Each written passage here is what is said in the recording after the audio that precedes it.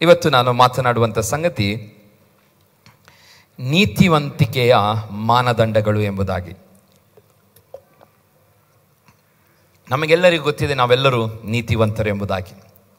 ನೀತಿವಂತನು ಹೇಗೆ ಯಾವುದರಿಂದ ಕರೆಸಿಕೊಳ್ಪಡ್ತಾನೆ? ಅವನ ನೀತಿವಂತಿಕೆಯಿಂದ ನೀತಿವಂತನು ಎಂಬುದಾಗಿ ಕರೆಸಲ್ಪಡುತ್ತಾನೆ. ಒಬ್ಬ ಡಾಕ್ಟ್ರು ಅವನು ಓದಿದಂಥ MBBS, ಅವನು ಮಾಡಿದಂಥ ಮಾಸ್ಟರ್ಸ್ ಡಿಗ್ರಿಗಳು ಅವನನ್ನು ಏನು ಮಾಡ್ತದೆ? ಡಾಕ್ಟರ್ ಎಂಬುದಾಗಿ ಸರ್ಟಿಫೈ ಮಾಡ್ತದೆ. ಒಬ್ಬ ಇಂಜಿನಿಯರ್ ಅವನು ಕಲಿತಂಥ ಇಂಜಿನಿಯರಿಂಗ್ ಆ ವ್ಯಾಸಂಗ ಅವನನ್ನು ಇಂಜಿನಿಯರನ್ನಾಗಿ ಮಾಡುತ್ತದೆ. ಹಾಗೆ ನೀತಿವಂತರಾದ ನಮಗೆ ನೀತಿವಂತಿಕೆ ನಮ್ಮನ್ನು ಏನು ಮಾಡ್ತದೆ? ನೀತಿವಂತರನ್ನಾಗಿ ಮಾಡುವಂಥದ್ದಾಗಿದೆ. ಇವತ್ತು ಸ್ಟ್ಯಾಂಡರ್ಡ್ಸ್ ಆಫ್ ರೈಚಸ್ನೆಸ್, ನಮ್ಮ ನೀತಿವಂತಿಕೆಯ ಮಾನದಂಡಗಳ ಬಗ್ಗೆ ನಾನು ಮಾತನಾಡಲಿಕ್ಕೆ ಹೋಗ್ತಾ ಇದ್ದೇನೆ. ಮನುಷ್ಯನು ಸಾಧಾರಣವಾಗಿ ನಾವೆಲ್ಲರೂ ಸಹ, ನನ್ನನ್ನು ಸೇರಿಸಿ ನಾವೆಲ್ಲರೂ ಸಹ ಒಂದು ಸ್ಟ್ಯಾಂಡರ್ಡ್ ಆದ ಲೈಫನ್ನು ಜೀವಿಸಬೇಕೆಂಬುದಾಗಿ ಬಯಸ್ತೇವೆ, ಹೌದಲ್ಲ? ಇವತ್ತು ಎಷ್ಟೋ ದೂರದ ಊರುಗಳಿಂದ ಉಡುಪಿಗೆ ಬಂದು ಕೆಲಸ ಮಾಡೋರಿದ್ದಾರೆ. ಯಾಕೆ? ಅವರು ಇಲ್ಲಿ ಬಂದು ದುಡಿದು ಏನು ಮಾಡಬೇಕು? ಒಂದು ಸ್ಟ್ಯಾಂಡರ್ಡ್ ಆಗಿ ಜೀವನ ಮಾಡಬೇಕೆಂಬುದಾಗಿ ಬಯಸ್ತಾರೆ. ಅವರು ಮತ್ತೆ ಊರಿಗೆ ಹೋಗಬೇಕಾದರೆ ಅವರ ಪರಿಸ್ಥಿತಿಗಳು ಹಿಂದೆ ಅಂತ ಇರಬಾರದು, ಅವರದ್ದೆಲ್ಲವೂ ಬದಲಾಗಿರಬೇಕು. ಇಲ್ಲಿ ನಾವು ದುಡಿಯುತ್ತೇವೆ ಯಾಕೆ? ನಮ್ಮ ಜೀವನದ ಶೈಲಿ ಪದ್ಧತಿ ಎಲ್ಲವೂ ಏನಾಗಬೇಕು? ಈಗ ಇರುವುದಕ್ಕಿಂತ ಇನ್ನೂ ಹೆಚ್ಚಾಗಬೇಕೆಂಬುದಾಗಿ ನಾವೆಲ್ಲರೂ ಸಹ ದುಡಿಯುತ್ತೇವೆ. ಎಲ್ಲರಿಗೂ ಒಂದಲ್ಲ ಒಂದು ರೀತಿಯಲ್ಲಿ ನಾವು ಸ್ಟ್ಯಾಂಡರ್ಡ್ ಎಂಬ ವರ್ಡನ್ನು ಯೂಸ್ ಮಾಡದಿದ್ದರೂ ಸಹ ನಮ್ಮ ಲೈಫಿನ ಸ್ಟ್ಯಾಂಡರ್ಡ್ ಎತ್ತರಕ್ಕೆ ಬರಬೇಕು, ಹೆಚ್ಚಾಗಬೇಕೆಂಬುದಾಗಿ ನಾವು ಬಯಸ್ತೇವೆ. ಎಷ್ಟೋ ಜನರು ಅವರ ಬಡತನದಲ್ಲಿರುವಂಥವರು ಇರ್ತಾರೆ. ಅವರು ಯೇಸು ಸ್ವಾಮಿ ಬೆಳಗ್ಗೆ ಹೋದರೆ ಯೇಸು ಸಹಾಯ ಮಾಡುತ್ತಾನೆ ಎಂಬುದಾಗಿ ಅವರ ಸ್ಟ್ಯಾಂಡರ್ಡ್ ಆಫ್ ಲೈಫ್ ಚೇಂಜ್ ಆಗಬೇಕೆಂಬುದಾಗಿ ಇಲ್ಲಿ ಬಂದು ಪ್ರಾರ್ಥನೆ ಮಾಡಿಸಿಕೊಳ್ತಾರೆ. ದೇವರ ಸೇವಕರಲ್ಲಿ ಸಭೆಯಲ್ಲಿ ಪ್ರಾರ್ಥನೆ ಚೀಟಿಗಳನ್ನು ಕೊಡುತ್ತಾರೆ. ನನಗೋಸ್ಕರ ಪ್ರಾರ್ಥನೆ ಮಾಡಿ, ನಾನು ಸಾಲದಲ್ಲಿದ್ದೇನೆ, ನನಗೆ ಈ ರೀತಿಯಾದ ಕಷ್ಟಗಳುಂಟು, ಇದುಂಟು, ನನ್ನ ಈಗಿನ ಪರಿಸ್ಥಿತಿಗಳು ಏನಾಗಬೇಕು? ಬದಲಾಗಬೇಕು, ಬದಲಾದ ಜೀವಿತ ನನ್ನದು ಉಂಟಾಗಬೇಕೆಂಬುದಾಗಿ ಎಲ್ಲರೂ ಬಯಸುವಂಥದ್ದು. ಹಾಗೆ ಅಂಥ ಜನರು ಬರುವಂಥವರಿದ್ದಾರೆ. ಆದರೆ ದೇವರು ನಮ್ಮನ್ನು ಏನು ಮಾಡಿದ? ನೀತಿವಂತರನ್ನಾಗಿ ಮಾಡಿದ್ದಾನೆ, ಹೌದಲ್ಲ? ನಾವೆಲ್ಲರೂ ನೀತಿವಂತರೆಂಬುದಾಗಿ ಕರೆಸಲ್ಪಡುವಂಥ ಜನರು. ಆದರೆ ನೀತಿವಂತರೆಂಬುದಾಗಿ ಕರೆಸಲ್ಪಟ್ಟ ಮೇಲೆ ನಮ್ಮಲ್ಲಿ ಏನಿರಬೇಕು? ನಮ್ಮ ಸ್ಟ್ಯಾಂಡರ್ಡ್ ಆಫ್ ನೀತಿವಂತಿಕೆಯ ಸ್ಟ್ಯಾಂಡರ್ಡ್ ಏನಾಗಿರಬೇಕು? ಹೆಚ್ಚಾಗಿರಬೇಕು. ಈಗ ಡಾಕ್ಟ್ರುಗಳಿದ್ದಾರೆ, ತುಂಬ ಜನ ಡಾಕ್ಟ್ರ್ ಇದ್ದಾರೆ. ಆದರೆ ಡಾಕ್ಟ್ರುಗಳಲ್ಲಿ ಕೆಲವ್ರ ಹತ್ರ ನಾವು ಹುಡುಕಿಕೊಂಡು ಹೋಗ್ತೇವೆ. ಅವರು ಏನಾಗಿರ್ತಾರೆ? ತುಂಬ ಫೇಮಸ್ ಆಗಿರ್ತಾರೆ. ಅವರು ಕೊಡುವಂಥ ಮೆಡಿಸಿನ್ನು ಜನರಿಗೆ ಏನಾಗಿರ್ತದೆ? ಒಳ್ಳೆ ಉತ್ತಮವಾದ ರಿಸಲ್ಟನ್ನು ಕೊಟ್ಟಿರ್ತದೆ. ಹಾಗಾಗಿ ಯಾರ ಹತ್ರ ಕೇಳಿರ್ತೇವೆ, ಈ ಡಾಕ್ಟ್ರು ಒಳ್ಳೆ ಇದ್ದಾರೆ, ಈ ಸ್ಕಿನ್ನಿಗಾಗಿರ್ಬೋದು, ಹಾರ್ಟಿಗಾಗಿರ್ಬೋದು, ಬೇರೆ ಬೇರೆದಕ್ಕೆ ಒಂದೊಂದು ಡಾಕ್ಟ್ರುಗಳನ್ನು ನಾವು ಏನು ಮಾಡ್ತೇವೆ? ಅವರು ಒಳ್ಳೆಯದಿದ್ದಾರೆ, ಅವರ ಹತ್ರ ಹೋದರೆ ಅಲ್ಲಿ ಸರಿ ಆಗ್ತದೆ ಎಂಬುದಾಗಿ ನಾವೇನು ಮಾಡ್ತೇವೆ? ಅವರನ್ನು ಸಜೆಸ್ಟ್ ಮಾಡ್ತೇವೆ, ನಾವು ಅಲ್ಲಿ ಹೋಗ್ತೇವೆ. ಅದೇ ರೀತಿಯಾಗಿ ಒಬ್ಬ ವ್ಯಕ್ತಿ ನೀತಿವಂತನು ಎಂಬುದಾಗಿ ಕರೆಸಲ್ಪಡುವನು. ನಾನು ಯಾವಾಗಲೂ ಹೇಳುವ, ನೀತಿವಂತಿಕೆ ನಮಗೆ ದೇವರು ಕೊಟ್ಟಂಥ ಒಂದು ಟೈಟಲ್ ಆಗಿದೆ. ಆದರೆ ಆ ಟೈಟಲ್ ಅಲ್ಲಿ ನಮ್ಮ ನೀತಿವಂತಿಕೆಯ ಸ್ಟ್ಯಾಂಡರ್ಡ್ ಏನಾಗಬೇಕು? ಜಾಸ್ತಿ ಆಗಬೇಕು. ಹಲ್ಲೆಲೂಯಾ! ನೀತಿವಂತಿಕೆ ಸ್ಟ್ಯಾಂಡರ್ಡ್ ಜಾಸ್ತಿ ಆಗಬೇಕು. ನಮ್ಮ ದೇವರು ಏನು ಹೇಳ್ತಾನಂತ ಹೇಳಿದರೆ, ಆತನ ಹೆಸರು ಯೆಹೋವ ಚಿದ್ಕೇನು ಎಂಬುದಾಗಿ. ಏನು? ಚಿದ್ಕೇನು. ಯೆರೆಮೀಯ ಬರೆದ ಪ್ರವಾದನೆ ಗ್ರಂಥ ಅದರ 23ನೇ ಅಧ್ಯಾಯ 6ನೇ ವಚನದಲ್ಲಿ ದೇವರು ಹೀಗೆ ಹೇಳ್ತಾನೆ. ಯೆರೆಮೀಯ 23:6. ಇಲ್ಲಿ ಹೀಗೆ ಓದ್ತೇವೆ, ಅವನ ಕಾಲದಲ್ಲಿ ಯೆಹೂದ್ಯರು ಸುರಕ್ಷಿತರಾಗಿರುವರು, ಇಸ್ರಾಯೇಲರು ನೆಮ್ಮದಿಯಾಗಿ ವಾಸಿಸುವರು. ಯೆಹೋವ ಚಿದ್ಕೇನು ಅಂದರೆ ಯೆಹೋವನೇ ನಮ್ಮ ಸಧರ್ಮ ಎಂಬ ಹೆಸರು ಅವನಿಗಾಗುವುದು. ಹಲ್ಲೆಲೂಯಾ! ಇಲ್ಲಿ ವಾಕ್ಯದಲ್ಲಿ ನಾವು ಓದುವಂಥದ್ದು, ಯೆಹೋವನು ಚಿದ್ಕೇನು ಅಂದರೆ ಯೆಹೋವನೇ ನಮ್ಮ ಸಧರ್ಮ, ಅಂದರೆ ನಮ್ಮ ರೈಚಸ್ನೆಸ್. ಇಂಗ್ಲಿಷಲ್ಲಿ ಹೀಗೆ ಬರೆಯಲ್ಪಟ್ಟಿದೆ, ದ ಲಾರ್ಡ್ ಅವರ್ ರೈಚಸ್ನೆಸ್. ಆತನು ನಮ್ಮ ಏನಾಗಿದ್ದಾನೆ? ನೀತಿವಂತಿಕೆ ಆಗಿದ್ದಾನೆ. ಆತನ ಎಂಬ ಹೆಸರು ಅವನಿಗೆ ಆಗುವುದು. ಇಲ್ಲಿ ವಾಕ್ಯದಲ್ಲಿ ಸ್ಪಷ್ಟವಾಗಿ ಯಾರು ಆತನ ಯೆಹೂದ್ಯರ ಕಾಲ ನೆಮ್ಮದಿಯಾಗಿ ವಾಸಿಸ್ತಾರೋ, ಅಂದರೆ ದೇವ ಜನರು, ಅವನ ಕಾಲದಲ್ಲಿ ಯೆಹೂದ್ಯರು ಸುರಕ್ಷಿತರಾಗಿರುವರು. ಯಾರ ಕಾಲದಲ್ಲಿ? ಯೆಹೋವ ಚಿದ್ಕೇನು, ಯೆಹೋವ ನಮ್ಮ ದೇವರು ರೈಚಸ್ನೆಸ್ ಆಗಿರೋದ್ರಿಂದ ಇಲ್ಲಿ ವಾಕ್ಯದಲ್ಲಿ ಓದ್ತೇವೆ, ಅವರ ಕಾಲದ ಸುರಕ್ಷಿತರಾಗಿರುವರು, ಇಸ್ರಾಯೇಲರು ನೆಮ್ಮದಿಯಾಗಿ ವಾಸಿಸುವರು ಎಂಬುದಾಗಿ. ಇಲ್ಲಿ ದೇವರಿಗೆ ಒಂದು ಹೊಸ ಹೆಸರು ಕೊಡಲ್ಪಟ್ಟಿದೆ. ಅದೇನು? ಯೆಹೋವ ಚಿದ್ಕೇನು.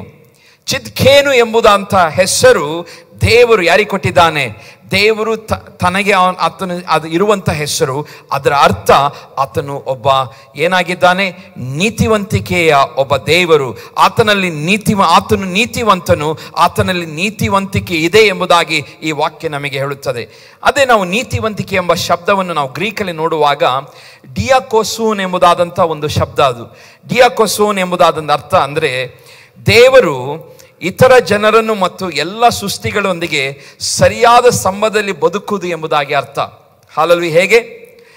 ಇತರ ಜನರೊಂದಿಗೆ, ದೇವರೊಂದಿಗೆ ಮೊದಲನೇದಾಗಿ, ಮತ್ತು ಇತರ ಜನರೊಂದಿಗೆ ಮತ್ತು ಎಲ್ಲ ಸೃಷ್ಟಿಗಳೊಂದಿಗೆ ಸರಿಯಾದ ಸಂಬಂಧದಲ್ಲಿ ಬದುಕುವುದೇ ಏನಾಗಿದೆ? ನೀತಿವಂತಿಕೆ. ಹಾಲಲ್ವಿ ಅರ್ಥ ಆಗ್ತಾ ಉಂಟ ನಾನು ಹೇಳುವಂಥದ್ದು? ನಾವೆಲ್ಲರೂ ನೀತಿವಂತರು, ಆದರೆ ಅದರಲ್ಲಿ ನೀತಿವಂತಿಕೆ ನಮ್ಮದು ಎಷ್ಟಾಗಿದೆ, ಆ ಸ್ಟ್ಯಾಂಡರ್ಡ್ ಎಷ್ಟಾಗಿದೆ ಎಂಬುದಾಗಿ ದೇವರು ನಾವು ಅದರ ಒರಿಜಿನಲ್ ಮೀನಿಂಗ್, ನೀತಿವಂತಿಕೆಯ ಒರಿಜಿನಲ್ ಮೀನಿಂಗ್ ಹೇಳ್ತದೆ, ದೇವರು ಇತರ ಜನರು ಮತ್ತು ಎಲ್ಲ ಸೃಷ್ಟಿಗಳೊಂದಿಗೆ ಸರಿಯಾದ ಸಂಬಂಧದಲ್ಲಿ ಬದುಕುವುದೇನಾಗಿದೆ? ನೀತಿವಂತಿಕೆ. ಇವತ್ತು ನಮ್ಮನ್ನು ನಾವೇ ಪರೀಕ್ಷೆ ಮಾಡಿಕೊಳ್ಳೋಣ. ನಮ್ಮ ಇದರಲ್ಲಿ ದೇವರೊಂದಿಗೆ ಸಂಬಂಧ ಹೇಗಿದೆ, ಜನರೊಂದಿಗೆ ಸಂಬಂಧ ಹೇಗಿದೆ, ಸೃಷ್ಟಿಯೊಂದಿಗೆ ಸಂಬಂಧ ಹೇಗಿದೆ ಎಂಬುದಾಗಿ ನಾವು ಪರೀಕ್ಷೆ ಮಾಡಿಕೊಳ್ಳೋಣ. ಆವಾಗ ನಮ್ಮನ್ನು ನಾವೇ ನೀತಿವಂತರು ಹೌದಾ ಅಲ್ವಾ ಎಂಬುದಾಗಿ ಕರೆಸಿಕೊಳ್ಳಲಿಕ್ಕೆ ನಮಗೆ ಸುಲಭ ಆಗ್ತದೆ. ಹಲ್ಲೆಲೂಯಾ. ಇಲ್ಲಿ ದೇವರು ನಮಗೆ ಸ್ಪಷ್ಟವಾಗಿ ಮಾತನಾಡ್ತಾ ಇದ್ದಾನೆ. ದೇವರು ಅದು ನೀತಿವಂತನು, ರೈಚಸ್ನೆಸ್ ಎಂಬುದಾಗಿ ಹೇಳುವಂಥ ಹಿಂದಿನ ಉದ್ದೇಶ, ಅವನು ದೇವರೊಂದಿಗೆ ಮೊದಲೇನಾಗಿರಬೇಕು? ಸರಿಯಾಗಿರಬೇಕು, ಜನರೊಂದಿಗೆ ಸರಿಯಾಗಿರಬೇಕು, ಮತ್ತು ಸೃಷ್ಟಿಗಳೊಂದಿಗೆ ಆತನು ಸರಿಯಾಗಿರಬೇಕು. ಸೃಷ್ಟಿಯನ್ನು ದೇವರು ನಮಗೆ ಕೊಟ್ಟಂಥ ಹಲವು ಗಿಡ ಮರಗಳು, ನಮಗೆ ಕೊಟ್ಟಂಥ ಸಮುದ್ರ ಆಗಿರ್ಬೋದು, ಗಾಳಿ ಆಗಿರ್ಬೋದು, ಏನೆಲ್ಲ ನಾವು ಸೃಷ್ಟಿಯನ್ನು ಕಾಣುತ್ತಾ ಇದ್ದೇವೋ ಅದರೊಂದಿಗೂ ಸಹ ನಮ್ಮ ಸಂಬಂಧವು ಒಳ್ಳೆಯದಾಗಿರಬೇಕು. ಅವಾಗಲೇ ಏನು ಸಂಪೂರ್ಣವಾದ ಏನಾಗಿದ್ದಾನೆ? ನೀತಿವಂತನು. Hallelujah, hallelujah. ಅವಾಗಲೇ ಅವನು ಸಂಪೂರ್ಣವಾದ ನೀತಿವಂತನು. ಇವತ್ತು ಆ ಸ್ಟ್ಯಾಂಡರ್ಡ್ಗೆ ನಾವು ಏನು ನೀತಿವಂತರೆಂಬುದಾಗಿ ಕರೆಸಿಕೊಳ್ಳೋರು ಆ ಸ್ಟ್ಯಾಂಡರ್ಡ್ಗೆ ಬರಬೇಕು. ಹೇಳಿದ ಅರ್ಥ ಆಯ್ತಾ ನಾನು? ಹಲ್ಲೆಲೂಯಾ. ಆ ಸ್ಟ್ಯಾಂಡರ್ಡ್ಗೆ ನಾವು ಬರಬೇಕು. ನೀತಿವಂತನು ದೇವರು ನೋಡುವ ದೇವರು. ಇಂಗ್ಲಿಷ್ನಲ್ಲಿ ಹೀಗೆ ಬರೆಯಲ್ಪಟ್ಟಿದೆ, ರೈಚಸ್ನೆಸ್ ಅಂತ ಹೇಳಿದರೆ means living in right relationship with god, other people and all creation. Hallelujah. Living in a right relationship with God, other people and all creation ಎಂಬುದಾಗಿ ಎಲ್ಲ ಲೋಕದ ಸೃಷ್ಟಿಯೊಂದಿಗೆ, ದೇವರೊಂದಿಗೆ ಮತ್ತು ನಮ್ಮ ಪಕ್ಕದಲ್ಲಿರುವವರು, ನಮ್ಮ ಸಹೋದರರೊಂದಿಗೆ, ಸಹೋದರಿಯರೊಂದಿಗೆ, ನಮಗೆ ಕಾಣುವಂಥ ಹಲಲುಯ ಜನರೊಂದಿಗೆ ನಾವು ಒಳ್ಳೆಯ ಸಂಬಂಧದಲ್ಲಿರುವವನೇ ಅವನು ನಿಜವಾದಂಥ ನೀತಿವಂತನು. Hallelujah, hallelujah. ಇವತ್ತು ನಾವು ಎಷ್ಟೋ ಸಾರಿ ನಾವು ನೀತಿವಂತರೆಂಬುದಾಗಿ ಕರೆಸಿಕೊಂಡು ಕೆಲವು ಸಾರಿ ನಮ್ಮ ಸ್ಟ್ಯಾಂಡರ್ಡ್ ಏನಾಗಿದೆ, ನಮ್ಮದು ಸ್ಟ್ಯಾಂಡರ್ಡ್ ಕಡಿಮೆ ಆಗುತ್ತಾ ಬರುತ್ತದೆ, ಲೋ ಆಗ್ತದೆ. ಇವತ್ತು ದೇವರು ಬಯಸುವಂಥದ್ದು ನಮ್ಮ ಸ್ಟ್ಯಾಂಡರ್ಡ್ ಲೆವೆಲ್, ದೇವರ ಸ್ಟ್ಯಾಂಡರ್ಡ್, ಆತನು ನೋಡುವಂಥ ರೀತಿಯಲ್ಲೇ ನಮ್ಮ ಸ್ಟ್ಯಾಂಡರ್ಡ್ ಇರಬೇಕು. ಹಲ್ಲೆಲೂಯಾ. ದೇವರು ನೋಡಿ ನಮ್ಮನ್ನು, ಹೌದು ನೀವನ್ನು ನೀತಿವಂತನಾಗಿ ಮಾಡಿದ್ದೇನೆ, ನಿಜವಾಗಿ ಇವನು ನೀತಿವಂತಿಕೆಯಲ್ಲೇ ನಡೆಯುತ್ತಾ ಇದ್ದಾನೆ, ನೀತಿವಂತನಾಗಿ ನಡೆಯುತ್ತಾ ಇದ್ದಾನೆ ಎಂಬುದಾಗಿ ದೇವರು ನಮ್ಮನ್ನು ನೋಡಿ ಸಾಕ್ಷಿ ಕೊಡಬೇಕು. ಹಲ್ಲೆಲೂಯಾ. ಆ ರೀತಿಯಾಗಿ ಬದುಕಬೇಕು. ಹಲ್ಲೆಲೂಯಾ. ನಮಗೆ ಗೊತ್ತಿದೆ, ಯೋಬನನ್ನು ದೇವರು ಅದೇ ರೀತಿಯಾಗಿ ಆತನು ನೋಡಿದನು. ನಮಗೆ ಗೊತ್ತಿದೆ, ನೋಹನ ಗೊತ್ತಿದೆ, ಆ ನೋಹನ ಕಾಲದಲ್ಲಿ ದೊಡ್ಡ ಪ್ರಳಯವಾಯಿತು. ದೇವರು ಹೇಳ್ತಾನೆ, ನಾನು ಎಷ್ಟೋ ಜನ ನೋಡಿದೆ, ಆದರೆ ಒಬ್ಬನನ್ನು ಮಾತ್ರ ನೀತಿವಂತನಾಗಿ ಕಂಡೆ. ಆತನು ಯಾರು? ನೋಹನಾಗಿದ್ದನು. ದೇವರು ಸಾವಿರಾರು ಲಕ್ಷಗಟ್ಟಲೆ ಜನರು ಆ ಭೂಮಿ ಮೇಲಿದ್ದರು, ಆದರೆ ದೇವರು ಯಾರನ್ನು ಮಾತ್ರ ನೀತಿವಂತನಾಗಿ ಕಂಡನು? ನೋಹನನ್ನು ಮಾತ್ರ. ಯಾಕೆಂದರೆ ದೇವರ ಸ್ಟ್ಯಾಂಡರ್ಡಿಗೆ ಅವನ ನೀತಿವಂತಿಕೆ ಇತ್ತು. ಹಲ್ಲೆಲೂಯಾ. ದೇವರ ಸ್ಟ್ಯಾಂಡರ್ಡಿಗೆ ಅವನ ನೀತಿವಂತಿಕೆ ಇತ್ತು. ದೇವರು ಅವನನ್ನು ನೋಡಿ ಹೇಳ್ತಾನೆ. ನಾವು ಓದಿಕೊಳ್ಳೋಣ, ಆದಿಕಾಂಡ ಪುಸ್ತಕ 6ನೇ ಅಧ್ಯಾಯ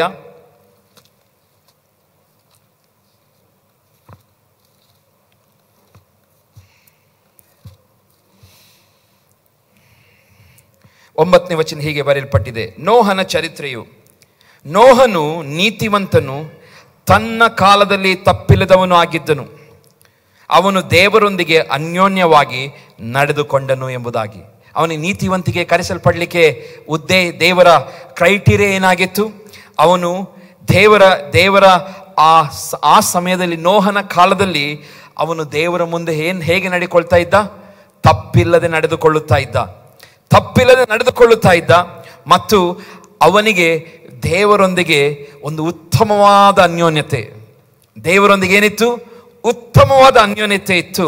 ಆ ಅನ್ಯೋನ್ಯತೆ ನಿಮಿತ್ತವಾಗಿ ದೇವರು ಸಾಕ್ಷಿ ಹೇಳ್ತಿದ್ದಾನೆ, ನೋಹನು ನೀತಿವಂತನು ಎಂಬುದಾಗಿ. ಹಲ್ಲೆಲೂಯಾ.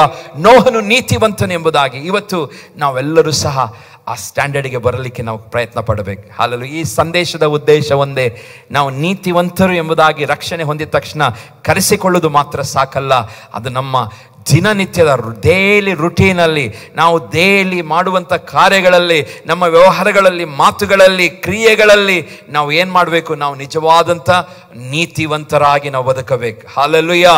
ನಿಜವಾದ ನೀತಿವಂತರಾಗಬೇಕೆಂಬುದಾಗಿ ಬಯಸಿಕೊಂಡು ನಾನು ಈ ಸಂದೇಶವನ್ನು ಸಿದ್ಧ ಮಾಡಿದ್ದೇನೆ. ಪ್ರಿಯರೇ, ನಾವಿಲ್ಲಿ ವಾಕ್ಯದಲ್ಲಿ ಓದುತ್ತೇವೆ, ಹೊಸ ಒಡಂಬಡಿಕೆ ವಿಶ್ವಾಸಿಗಳಾದ ನಾವು ಆತ್ಮಿಕ ಇಸ್ರಾಯೇಲರಾಗಿದ್ದೇವೆ. ಇಲ್ಲಿ ಇಸ್ರಾಯೇಲ್ ಎಂಬ ನಾವು ಓದಿದ ವಚನದಲ್ಲಿ, ಚಿತ್ಕೇನ ಎಂಬುದಾಗಿ ಹೇಳಿದಂಥ ವಚನದಲ್ಲಿ ಇಸ್ರಾಯೇಲರು ನೆಮ್ಮದಿಯಾಗಿ ವಾಸಿಸುವರು ಎಂಬುದಾಗಿ ಬರೆಯಲ್ಪಟ್ಟಿದೆ. ಈ ಇಸ್ರಾಯೇಲ್ ಹೊಸ ಒಡಂಬಡಿಕೆಯಲ್ಲಿ, ಹಳೆ ಒಡಂಬಡಿಕೆ ಮತ್ತು ಹೊಸ ಒಡಂಬಡಿಕೆಯಲ್ಲಿ ನಾವು ಹೆಚ್ಚಾಗಿ ಇಸ್ರಾಯೇಲ್ ಬಗ್ಗೆ ಓದ್ತೇವೆ. ದೇವರು ಸಂಪೂರ್ಣವಾಗಿ ಹಳೆ ಒಡಂಬಡಿಕೆಯಲ್ಲಿ ತನ್ನ ಜನರಿಗೋಸ್ಕರ ಮಾತನಾಡುವುದನ್ನು ನೋಡುತ್ತೇವೆ. ಹಳೆ ಒಡಂಬಡಿಕೆಯಲ್ಲಿ ಏನೇ ಹೇಳಿದರೂ ದೇವರು ಯಾರಿಗೋಸ್ಕರ ಹೇಳಿದನು? ತನ್ನ ಜನರಿಗೋಸ್ಕರ ಮಾತನಾಡಿದನು, ಇಸ್ರಾಯೇಲರಿಗೋಸ್ಕರ ಮಾತನಾಡಿದನು. ಅದೇ ರೀತಿಯಾಗಿ ಹೊಸ ಒಡಂಬಡಿಕೆ ಬರುವಾಗ, ಹೊಸ ಒಡಂಬಡಿಕೆಯಲ್ಲೂ ಆ ಯಹೂದಿಗಳಿದ್ದರು, ಆದರೆ ಅವರೆಲ್ಲರೂ ಯೇಸು ಸ್ವಾಮಿಯ ನಂತರ ಸಮಯದಲ್ಲಿ ಅವರನ್ನು ದೇವರು ಕಪಟಿಗಳೆಂಬುದಾಗಿ ಕರೆಯುತ್ತಾನೆ. ಅವರು ಸುಣ್ಣ ಹಚ್ಚಿದ ಸಮಾಧಿ ಎಂಬುದಾಗಿ ದೇವರು ಕರೀತಾನೆ. ಅವರಿಗೆ ಬೇರೆ ಬೇರೆ ಭಾಷೆಗಳಲ್ಲಿ ದೇವರು ಅವರನ್ನು ವರ್ಡ್ಗಳಿಂದ ಅವರನ್ನು ಸಂಬೋಧಿಸ್ತಾನೆ. ಯಾಕೆ ಸಂಬೋಧಿಸ್ತಾನೆ ಅಂತ ಹೇಳಿದರೆ, ಯೇಸುವಿನ ನಂತರ, ಯೇಸುಗಿಂತ ಮುಂಚೆ ಅವರಿಗೆ ದೇವರು ಬಹಳವಾಗಿ ತಿದ್ದುತ್ತಾನೆ. ಈ ನಾವು ಓದುವಂಥ ಎಲ್ಲ ಹಳೆ ಒಡಂಬಡಿಕೆ ಒಂದೊಂದು ಪುಸ್ತಕಗಳು, ಒಂದೊಂದು ಪ್ರವಾದಿಗಳು ಬರೆದಂಥ ಪುಸ್ತಕಗಳು. ಆ ಪ್ರವಾದಿಗಳು ಒಂದೊಂದೇ ಸಮಯದಲ್ಲಿ ಎಚ್ಚರಿಸ್ತಾರೆ, ಅವರು ಅದ್ಭುತಗಳನ್ನು ಕಾಣ್ತಾರೆ. ಮತ್ತೆ ತಿರುಗಿ ಹೇಗೆ ನಾಯಿ ಬಾಲ ಡೊಂಕೋ, ಅದೇ ರೀತಿ ಎಷ್ಟು ಸಾರಿ ಅದನ್ನು ಸ್ಟ್ರೇಟ್ ಮಾಡಿದ್ರೆ ಹೇಗೆ ಡೊಂಕಾಗಿರುತ್ತದೋ ಅದೇ ರೀತಿಯಾಗಿ ದೇವರು ಎಷ್ಟು ಸಾರಿ ಅವರನ್ನು ಕರೆಕ್ಟ್ ಮಾಡಿದರೂ ಸಹ ಅವರು ಏನಾಗ್ತಿರ್ಲಿಲ್ಲ, ಕರೆಕ್ಟ್ ಆಗಲಿಲ್ಲ. ಆದರೆ ಹೊಸ ಒಡಂಬಡಿಕೆಯನ್ನು ನೋಡುತ್ತೇವೆ, ಯೇಸು ಸ್ವಾಮಿಯ ಮುಖಾಂತರ ಆತನು ಯೇಸು ಸ್ವಾಮಿಯನ್ನು ಭೂಮಿಗೆ ಕಳಿಸಿಕೊಟ್ಟು ಇಸ್ರಾಯೇಲರಿಗೂ ಮತ್ತು ಅನ್ಯರಿಗೂ, ಇಸ್ರಾಯೇಲ್ ಹೊರತುಪಡಿಸಿ ಉಳಿದಂಥ ಎಲ್ಲರಿಗೂ ರಕ್ಷಣೆ ಉಂಟಾಗಬೇಕೆಂಬುದಾಗಿ ಯೇಸು ಸ್ವಾಮಿ ಈ ಭೂಮಿಗೆ ಬಂದನು. ಅಲ್ಲಿಯ ತನಕ ನಾವು ನೋಡುತ್ತೇವೆ, ಇಸ್ರಾಯೇಲರಿಗೆ ಮಾತ್ರ ದೇವರು ಏನು ಮಾಡ್ತಾ ಇದ್ದ? ಸ್ಪಷ್ಟವಾಗಿ ಮಾತನಾಡುತ್ತಾ ಇದ್ದ. ನೀವು ನನ್ನ ಕಡೆಗೆ ತಿರುಗಿಕೊಳ್ಳಿರಿ, ನೀವು ನನ್ನ ಜನರು, ನೀವು ನನ್ನ ಪ್ರಜೆಗಳು, ನೀವು ಹಲ್ಲೆಲೂಯಾ ಸೂಳೆಯರಾಗಿ ನೀವು ಜೀವಿಸಬೇಡಿರಿ. ಯೆಶಾಯ ಪ್ರವಾದಿ ಗ್ರಂಥದಲ್ಲಿ ಸೂಳೆ ಎಂಬುದಾಗಿ ಉಪಯೋಗಿಸ್ತಾನೆ. ಯಾಕೆಂದರೆ ಅವರು ಅಲ್ಲಿಯೂ ಇದ್ದರು, ಇಲ್ಲಿಯೂ ಇದ್ದರು. ಅವರ ಮುಂಚೆ ಇದ್ದಂಥ ಐಗುಪ್ತಲ್ಲಿ ಇದ್ದಂಥ ಕಾರ್ಯಗಳನ್ನು ಮಾಡುತ್ತಾ ಇದ್ದರು, ಅಲ್ಲಿ ದೇವರಿಗೆ ಸಂಬಂಧಪಟ್ಟ ಕಾರ್ಯಗಳನ್ನು ಮಾಡುತ್ತಿದ್ದರು. ಅವರ ಜೀವಿತಗಳಲ್ಲಿ ಚಂಚಲತನವಿತ್ತು. ಹಾಗೆಯೇ ದೇವರು ಅವರನ್ನು ಬೈಯುತ್ತಾನೆ, ಅವರು ಸೆರೆಮನೆಗೆ ಕರೆದುಕೊಂಡು ಹೋಗುತ್ತಾನೆ. ಸೆರೆಮನೆ ವಾಸದಲ್ಲಿ ಅವರು ಇರುತ್ತಾರೆ.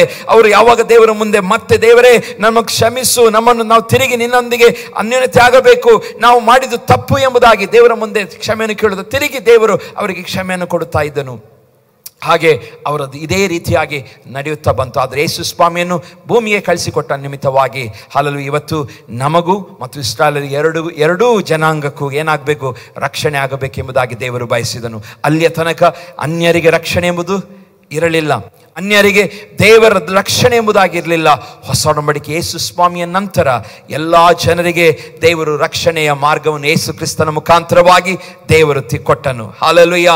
ಯೇಸು ಕ್ರಿಸ್ತನ ಮುಖಾಂತರವಾಗಿ ಇವತ್ತು ಯಾರೆಲ್ಲ ಯೇಸು ಸ್ವಾಮಿಯ ಹೆಸರನ್ನು ಕೂಗಿಕೊಳ್ಳುತ್ತಾರೋ ಅವರ ವಾಕ್ಯದಲ್ಲಿ ಓದುತ್ತೇವೆ, ಅವರಿಗೆ ರಕ್ಷಣೆ ಆಗುತ್ತದೆ. ಯಾರು ಯೇಸು ಸ್ವಾಮಿಯನ್ನು ನಂಬುತ್ತಾರೋ ಅವರಿಗೆ ರಕ್ಷಣೆ ಆಗುತ್ತದೆ. ಯಾರು ಯೇಸು ಸ್ವಾಮಿಯ ಮರಣ ಮತ್ತು ಪುನರುತ್ಥಾನದಲ್ಲೂ ನಂಬುತ್ತಾರೋ, ಹಲ್ಲೆಲೂಯಾ, ಆತನ ರಕ್ತದಲ್ಲಿ, ಆ ರಕ್ತದಿಂದ ಶುದ್ಧಿಸಲ್ಪಟ್ಟಿದ್ದಾನೆಂಬುದನ್ನು ನಂಬುತ್ತಾನೋ ಅವನಿಗೆ ಪಾಪಗಳಿಂದ ಬಿಡುಗಡೆ ಆಗುತ್ತದೆ ಎಂಬುದಾಗಿ ದೇವರ ವಾಕ್ಯದಲ್ಲಿ ಬರೆಯಲ್ಪಟ್ಟಿದೆ.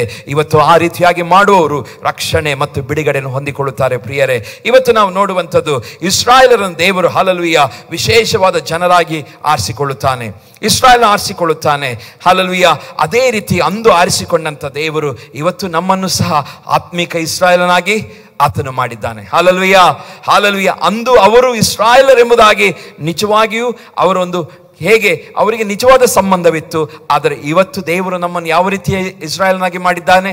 ಆತ್ಮಿಕ ಇಸ್ರಾಯೇಲ್ ಆಗಿ. ಅದಕ್ಕೆ ದೇವರ ವಾಕ್ಯದಿಂದ ಅದಕ್ಕೆ ರೆಫರೆನ್ಸ್ಗಳಿದೆ. 1 ಪೇತ್ರ 2:9 ಹೀಗೆ ಬರೆಯಲ್ಪಟ್ಟಿದೆ. 1 ಪೇತ್ರ 2ನೇ ಅಧ್ಯಾಯ 9ನೇ ವಚನ ಹೀಗೆ ಬರೆಯಲ್ಪಟ್ಟಿದೆ, ನೀವಾದರೂ ನಿಮ್ಮನ್ನು ಕತ್ತಲೆಯೊಳಗಿಂದ ಕರೆದು ತನ್ನ ಆಶ್ಚರ್ಯಕರವಾದ ಬೆಳಕಿನಲ್ಲಿ ಸೇರಿಸಿದ ಆತನ ಗುಣಾತಿಶಯಗಳನ್ನು ಪ್ರಚಾರ ಮಾಡುವವರಾಗುವಂತೆ ದೇವರಾದುಕೊಂಡ ಜನಾಂಗವು ರಾಜವಂಶಸ್ಥರಾದ ಯಾಜಕರು, ಮೀಸಲಾದ ಜನರು, ದೇವರ ಸ್ವಕೀಯ ಪ್ರಜೆಯೂ ಆಗಿದ್ದೀರಿ. ಮೊದಲು ನೀವು ಪ್ರಜೆಯಾಗಿರಲಿಲ್ಲ. ವಾಕ್ಯದಲ್ಲಿ ಓದ್ತೇವೆ, ಮೊದಲು ನಾವೇನಾಗಿರಲಿಲ್ಲ? ಪ್ರಜೆ ಆಗಿರಲಿಲ್ಲ. ಈಗ ನೀವು, ದೇವರು ಪೇತ್ರನ ಮುಖಾಂತರ ಸಭೆಗೆ ತಿಳಿಸುವಂಥದ್ದು, ಈಗ ದೇವರ ಪ್ರಜೆಯಾಗಿದ್ದೀರಿ. ಮೊದಲು ಹಾಗೆ ಇಸ್ರಾಯೇಲರಿಗೆ ದೇವರು ಯಾವ ರೀತಿಯ ವಾತ್ಸಲ್ಯ ತೋರಿಸ್ತಾ ಇದ್ನೋ ಆ ವಾತ್ಸಲ್ಯ ಮೊದಲು ನೀವು ಹೊಂದಿರಲಿಲ್ಲ, ಈಗ ವಾತ್ಸಲ್ಯ ಹೊಂದಿದ್ದೀರಿ. ಇದೆಲ್ಲ ಬದಲಾದದ್ದು ಯಾವುದರಿಂದ? ಯೇಸು ಸ್ವಾಮಿಯ ಮುಖಾಂತರವಾಗಿ. ಹಲ್ಲೆಲೂಯಾ. ಜನರಲ್ಲಿ ಆ ಪ್ರೀತಿ, ದೇವರ ಮೇಲಿರುವಂಥ ಪ್ರೀತಿ ಎಲ್ಲವೂ ಯೇಸು ಕ್ರಿಸ್ತನ ಮುಖಾಂತರವಾಗಿ ದೇವರು ತೋರಿಸಿದನು. ಇಲ್ಲಿ ವಾಕ್ಯ ಮೊದಲು ನೀವು ಪ್ರಜೆಯಾಗಿರಲಿಲ್ಲ, ಈಗ ದೇವರ ಪ್ರಜೆಯಾಗಿದ್ದೀರಿ. ಮೊದಲು ವಾತ್ಸಲ್ಯ ಹೊಂದಿರಲಿಲ್ಲ, ಈಗ ವಾತ್ಸಲ್ಯ ಹೊಂದಿದವರಾಗಿದ್ದೀರಿ. ಅಂದು ನಾವು ಏನು ಕಳೆದುಕೊಂಡಿದ್ದೇವೆ ಯೇಸು ಕ್ರಿಸ್ತನ ಮುಖಾಂತರ ದೇವರು ನಮಗೆ ಕೊಟ್ಟಿದ್ದಾನೆ. ಹಲ್ಲೆಲೂಯಾ. ಇವತ್ತು ಯೇಸು ಸ್ವಾಮಿಯನ್ನು ನಂಬುವವರು ದೇವರೇನಾಗಿದ್ದೇವೆ? ಪ್ರಜೆಗಳಾಗಿದ್ದೇವೆ. ನಮಗೆ ಸಂತೋಷವಿದೆಯಾ? ನಾವು ದೇವರ ಪ್ರಜೆಗಳಾಗಿದ್ದೇವೆ. ಗಲಾತ್ಯದಲ್ಲಿ 3ನೇ ಅಧ್ಯಾಯ 27ನೇ ವಚನ ಹೀಗೆ ಹೇಳ್ತದೆ. ಗಲಾತ್ಯ 3:27. ಹೇಗೆಂದರೆ, ಕ್ರಿಸ್ತನಲ್ಲಿ ಸೇರುವುದಕ್ಕೆ ದೀಕ್ಷಾಸನ ಮಾಡಿಸಿಕೊಂಡಿರುವ ನೀವೆಲ್ಲರೂ ಕ್ರಿಸ್ತನನ್ನು ಧರಿಸಿಕೊಂಡಿರಿ. ನಾವು ಹೇಗೆ ಈಗ ಅನ್ಯೋನ್ಯತೆಗೆ ಬರ್ತಾ ಇದ್ದೇವೆ, ಒಂದೊಂದಾಗಿ ನಾವು ದೀಕ್ಷಾಸನ ಮುಖಾಂತರ ಏನ್ ಮಾಡ್ತೇವೆ? ಕ್ರಿಸ್ತನನ್ನು ಧರಿಸಿಕೊಳ್ಳುವಂಥದ್ದು, ಕ್ರಿಸ್ತನನ್ನು ಧರಿಸಿಕೊಳ್ಳುವಂಥದ್ದು. ಮತ್ತು ನೀವೆಲ್ಲರೂ ಯೇಸುವಿನಲ್ಲಿ ಒಂದೇ ಆಗಿರುವುದರಿಂದ ಯೆಹೂದ್ಯರು ಗ್ರೀಕನು ಎಂದು, ಆಳು ಒಡೆಯನು ಎಂದು, ಗಂಡು ಹೆಣ್ಣು ಎಂದು ಭೇದವಿಲ್ಲ. ಯಾರ ಮುಖಾಂತರ ಇದೆಲ್ಲ ಉಂಟಾಯಿತು? ನೀವು ಕ್ರಿಸ್ತನವರಾಗಿದ್ದರೆ ಅಬ್ರಹಾಮನ ಸಂತತಿಯವರು, ವಾಗ್ದಾನುಸಾರವಾಗಿ ಬಾಧ್ಯರು ಆಗಿದ್ದೀರಿ. ಹಲ್ಲೆಲೂಯಾ. ಇವತ್ತು ನಾವು ಆತ್ಮಿಕ ಇಸ್ರಾಯೇಲರು, ಆತ್ಮಿಕವಾದ ಆತನ ಜನರು ಹೇಗಾಗಿದ್ದೇವೆ? ಅಂದು ಹಲ್ಲೆಲೂಯಾ ದೇವರು ಇಸ್ರಾಯೇಲರನ್ನು ಮಾತ್ರ ಕಾನ್ಸಂಟ್ರೇಟ್ ಮಾಡ್ತಾ ಇದ್ದ. ಆದರೆ ಕ್ರಿಸ್ತ ಯೇಸುವಿನ ಮುಖಾಂತರವಾಗಿ ಇಡೀ ಸಾರ್ವಭೌಮನು, ಸಾರ್ವತ್ರಿಕವಾಗಿ ಇಡೀ ಎಲ್ಲರಿಗೂ ಸಹ ರಕ್ಷಣೆಯನ್ನು ದೇವರು ಕೊಟ್ಟನು. ಹೇಗೆ? ಇಲ್ಲಿ ಹೇಳ್ತಾನೆ, ನೀವೆಲ್ಲರೂ ಕ್ರಿಸ್ತ ಯೇಸುವಿನಲ್ಲಿ ಒಂದೇ ಆಗಿರುವುದರಿಂದ ಯೆಹೂದ್ಯನು ಗ್ರೀಕನು ಎಂದು, ಆಳು ಒಡೆಯನು ಎಂದು, ಗಂಡು ಹೆಣ್ಣು ಎಂದು ಭೇದವಿಲ್ಲ. ದೇವರು ನಮ್ಮ ಯೇಸು ಸ್ವಾಮಿ ಮುಖಾಂತರ ಏನ್ ಮಾಡಿದ್ದಾನೆ? ಎಲ್ಲ ಭೇದಗಳನ್ನು ತೆಗೆದು ಹಾಕಿದ್ದಾನೆ. ಅದಕ್ಕೆ ಸಭೆ ಎಂಬುದು ಭೇದವಿಲ್ಲದಂತ ಒಂದು ಸ್ಥಳ. ಹಲ್ಲೆಲೂಯಾ. ದೇವ ಜನರು, ನಮಗೆ ಯಾವ ಭೇದವಿಲ್ಲ. ಎಲ್ಲರನ್ನು ದೇವರ ವಾಕ್ಯದಲ್ಲಿ ಓದುತ್ತೇವೆ, ಆದಿಯಲ್ಲಿ ದೇವರು ಗಂಡು ಮತ್ತು ಹೆಣ್ಣನ್ನು ಮಾತ್ರ ಸೃಷ್ಟಿ ಮಾಡಿದನು. ಅದಕ್ಕೆ ಹೇಳ್ತಾನೆ, ನಾನು 2 ಜಾತಿಯನ್ನು ಉಂಟು ಮಾಡಿದೆನು. ಯಾವ ಜಾತಿ? ಒಂದು ಗಂಡು ಜಾತಿ ಮತ್ತೊಂದು ಹೆಣ್ಣು ಜಾತಿ. ಆ 2 ಜಾತಿ ಬಿಟ್ಟರೆ ಬೈಬಲ್ನಲ್ಲಿ ಬೇರೆ ಜಾತಿ ಇಲ್ಲ. ಅದಕ್ಕೆ ಇಲ್ಲಿ ಕ್ರಿಸ್ತನ ಮುಖಾಂತರ ಅಂದು ಅವರಿಗೆ ಅರ್ಥವಾಗದಂಥ ಸತ್ಯವನ್ನು ಕ್ರಿಸ್ತನ ಮುಖಾಂತರ ದೇವರು ನಮಗೆ ತಿಳಿಯಪಡಿಸಿದ್ದಾನೆ. ನಮ್ಮಲ್ಲಿ ಏನಿಲ್ಲ? ಭೇದವಿಲ್ಲ. ಹಲ್ಲೆಲೂಯಾ. ನಮ್ಮಲ್ಲಿ ಯಾರಲ್ಲಿಯೂ ಸಹ ಭೇದವಿಲ್ಲ. ನಾವು ಒಂದು ವೇಳೆ ಅನ್ಯ ಧರ್ಮದಿಂದ ನಾವು ರಕ್ಷಣೆ ಹೊಂದಿ ಬಂದಿರಬಹುದು, ಆದರೆ ಈ ಸ್ಥಳಕ್ಕೆ ಅಥವಾ ಕ್ರಿಸ್ತನಲ್ಲಿ ಸೇರಿಕೊಂಡ ಮೇಲೆ ನಮಗೆ ಏನಿಲ್ಲ? ಭೇದವಿಲ್ಲ. ನಮಗೆ ಹಲ್ಲೆಲೂಯಾ ಎಲ್ಲರನ್ನು ಮನುಷ್ಯರಾಗಿ ನೋಡುವಂಥದ್ದೇ ಹಲ್ಲೆಲೂಯಾ ದೇವರು ನಮಗೆ ಷರತ್ತುಬದ್ಧ ಒಂದು ಕಾನೂನು ಕೊಟ್ಟಿದ್ದಾನೆ. ಹಲ್ಲೆಲೂಯಾ ಕಾನೂನು ಕೊಟ್ಟಿದ್ದಾನೆ. ನಾವು ನೀತಿವಂತರಾಗಿ ಬದುಕಬೇಕಾದರೆ, ನೀತಿವಂತರು ಎಂಬುದಾಗಿ ಕರೆಸಿಕೊಳ್ಳಬೇಕಾದರೆ ನಾವು ಹೇಗೆ ನಡೆದುಕೊಳ್ಳಬೇಕು? ಭೇದವಿಲ್ಲದೆ ನಡೆದುಕೊಳ್ಳಬೇಕು. ಎಲ್ಲರನ್ನು ಪ್ರೀತಿಸುವವರಾಗಬೇಕು. ಹಲ್ಲೆಲೂಯಾ. ಜನರನ್ನು ಪ್ರೀತಿಸಬೇಕು. ನೀತಿವಂತಿಕೆ ಅರ್ಥವೇ ದೇವರೊಂದಿಗೂ ಮತ್ತು ಎಲ್ಲ ಮನುಷ್ಯರೊಂದಿಗೂ ಮತ್ತು ಎಲ್ಲ ಕ್ರಿಯೇಷನ್, ಎಲ್ಲ ಸೃಷ್ಟಿಯೊಂದಿಗೆ ನಮ್ಮದು ಸಂಬಂಧ ಒಳ್ಳೆದಿರಬೇಕು. ಆವಾಗಲೇ ಅವನೇನು ಕರೆಸಿಕೊಳ್ತಾನೆ? ನೀತಿವಂತನು. ಹಲ್ಲೆಲೂಯಾ. ಹೇಗೆ?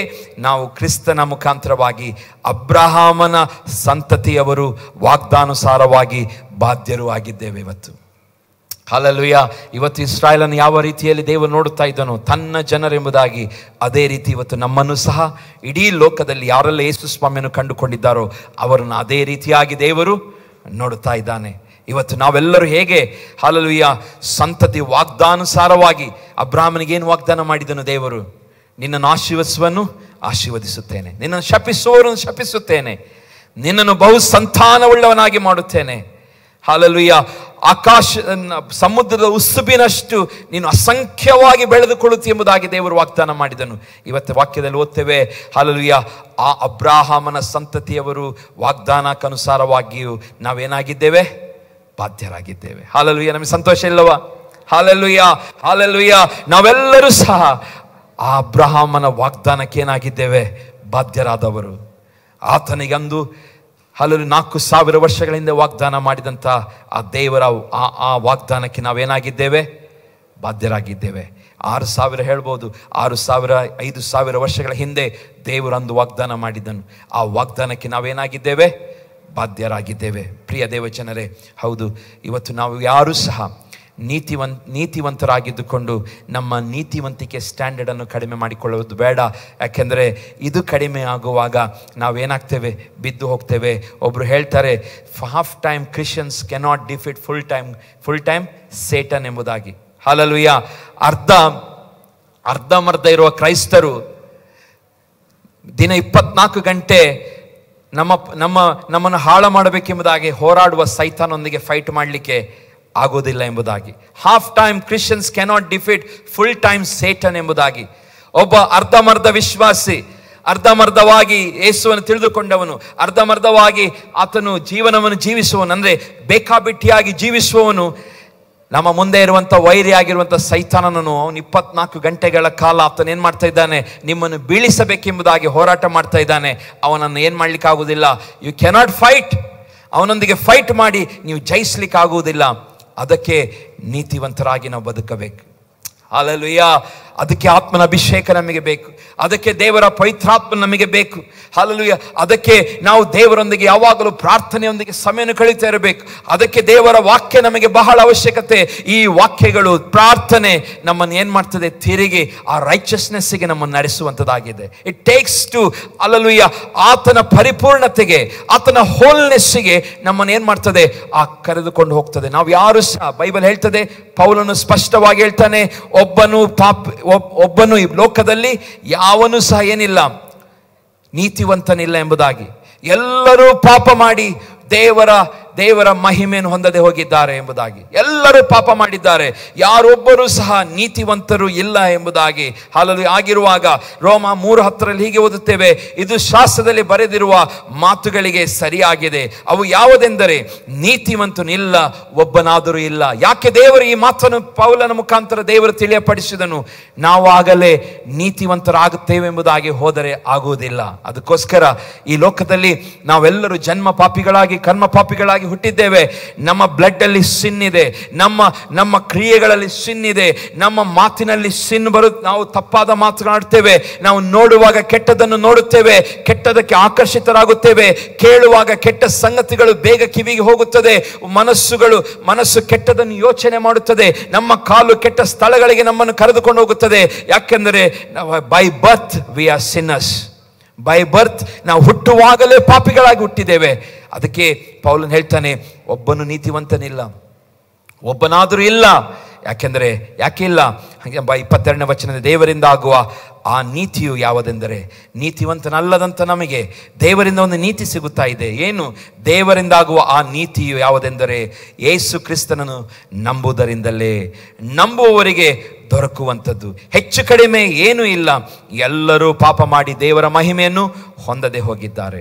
ಅವರು ನೀತಿವಂತರೆಂದು ನಿರ್ಣಯ ಹೊಂದುವುದು ದೇವರ ಉಚಿತಾರ್ಥವಾದ ಕೃಪೆಯಿಂದಲೇ, ಕ್ರಿಸ್ತ ಯೇಸುವಿನಾದ ಪಾಪ ವಿಮೋಚನೆಯ ಮೂಲಕವಾಗಿ ಆಗುವುದು ಎಂಬುದಾಗಿ ದೇವರು ಹೇಳ್ತಾ ಇದ್ದಾನೆ. ಹಲ್ಲೆಲೂಯಾ. ಹೇಗೆ ನಮಗೆ ನೀತಿವಂತಿಕೆ ಸಿಗುತ್ತದೆ?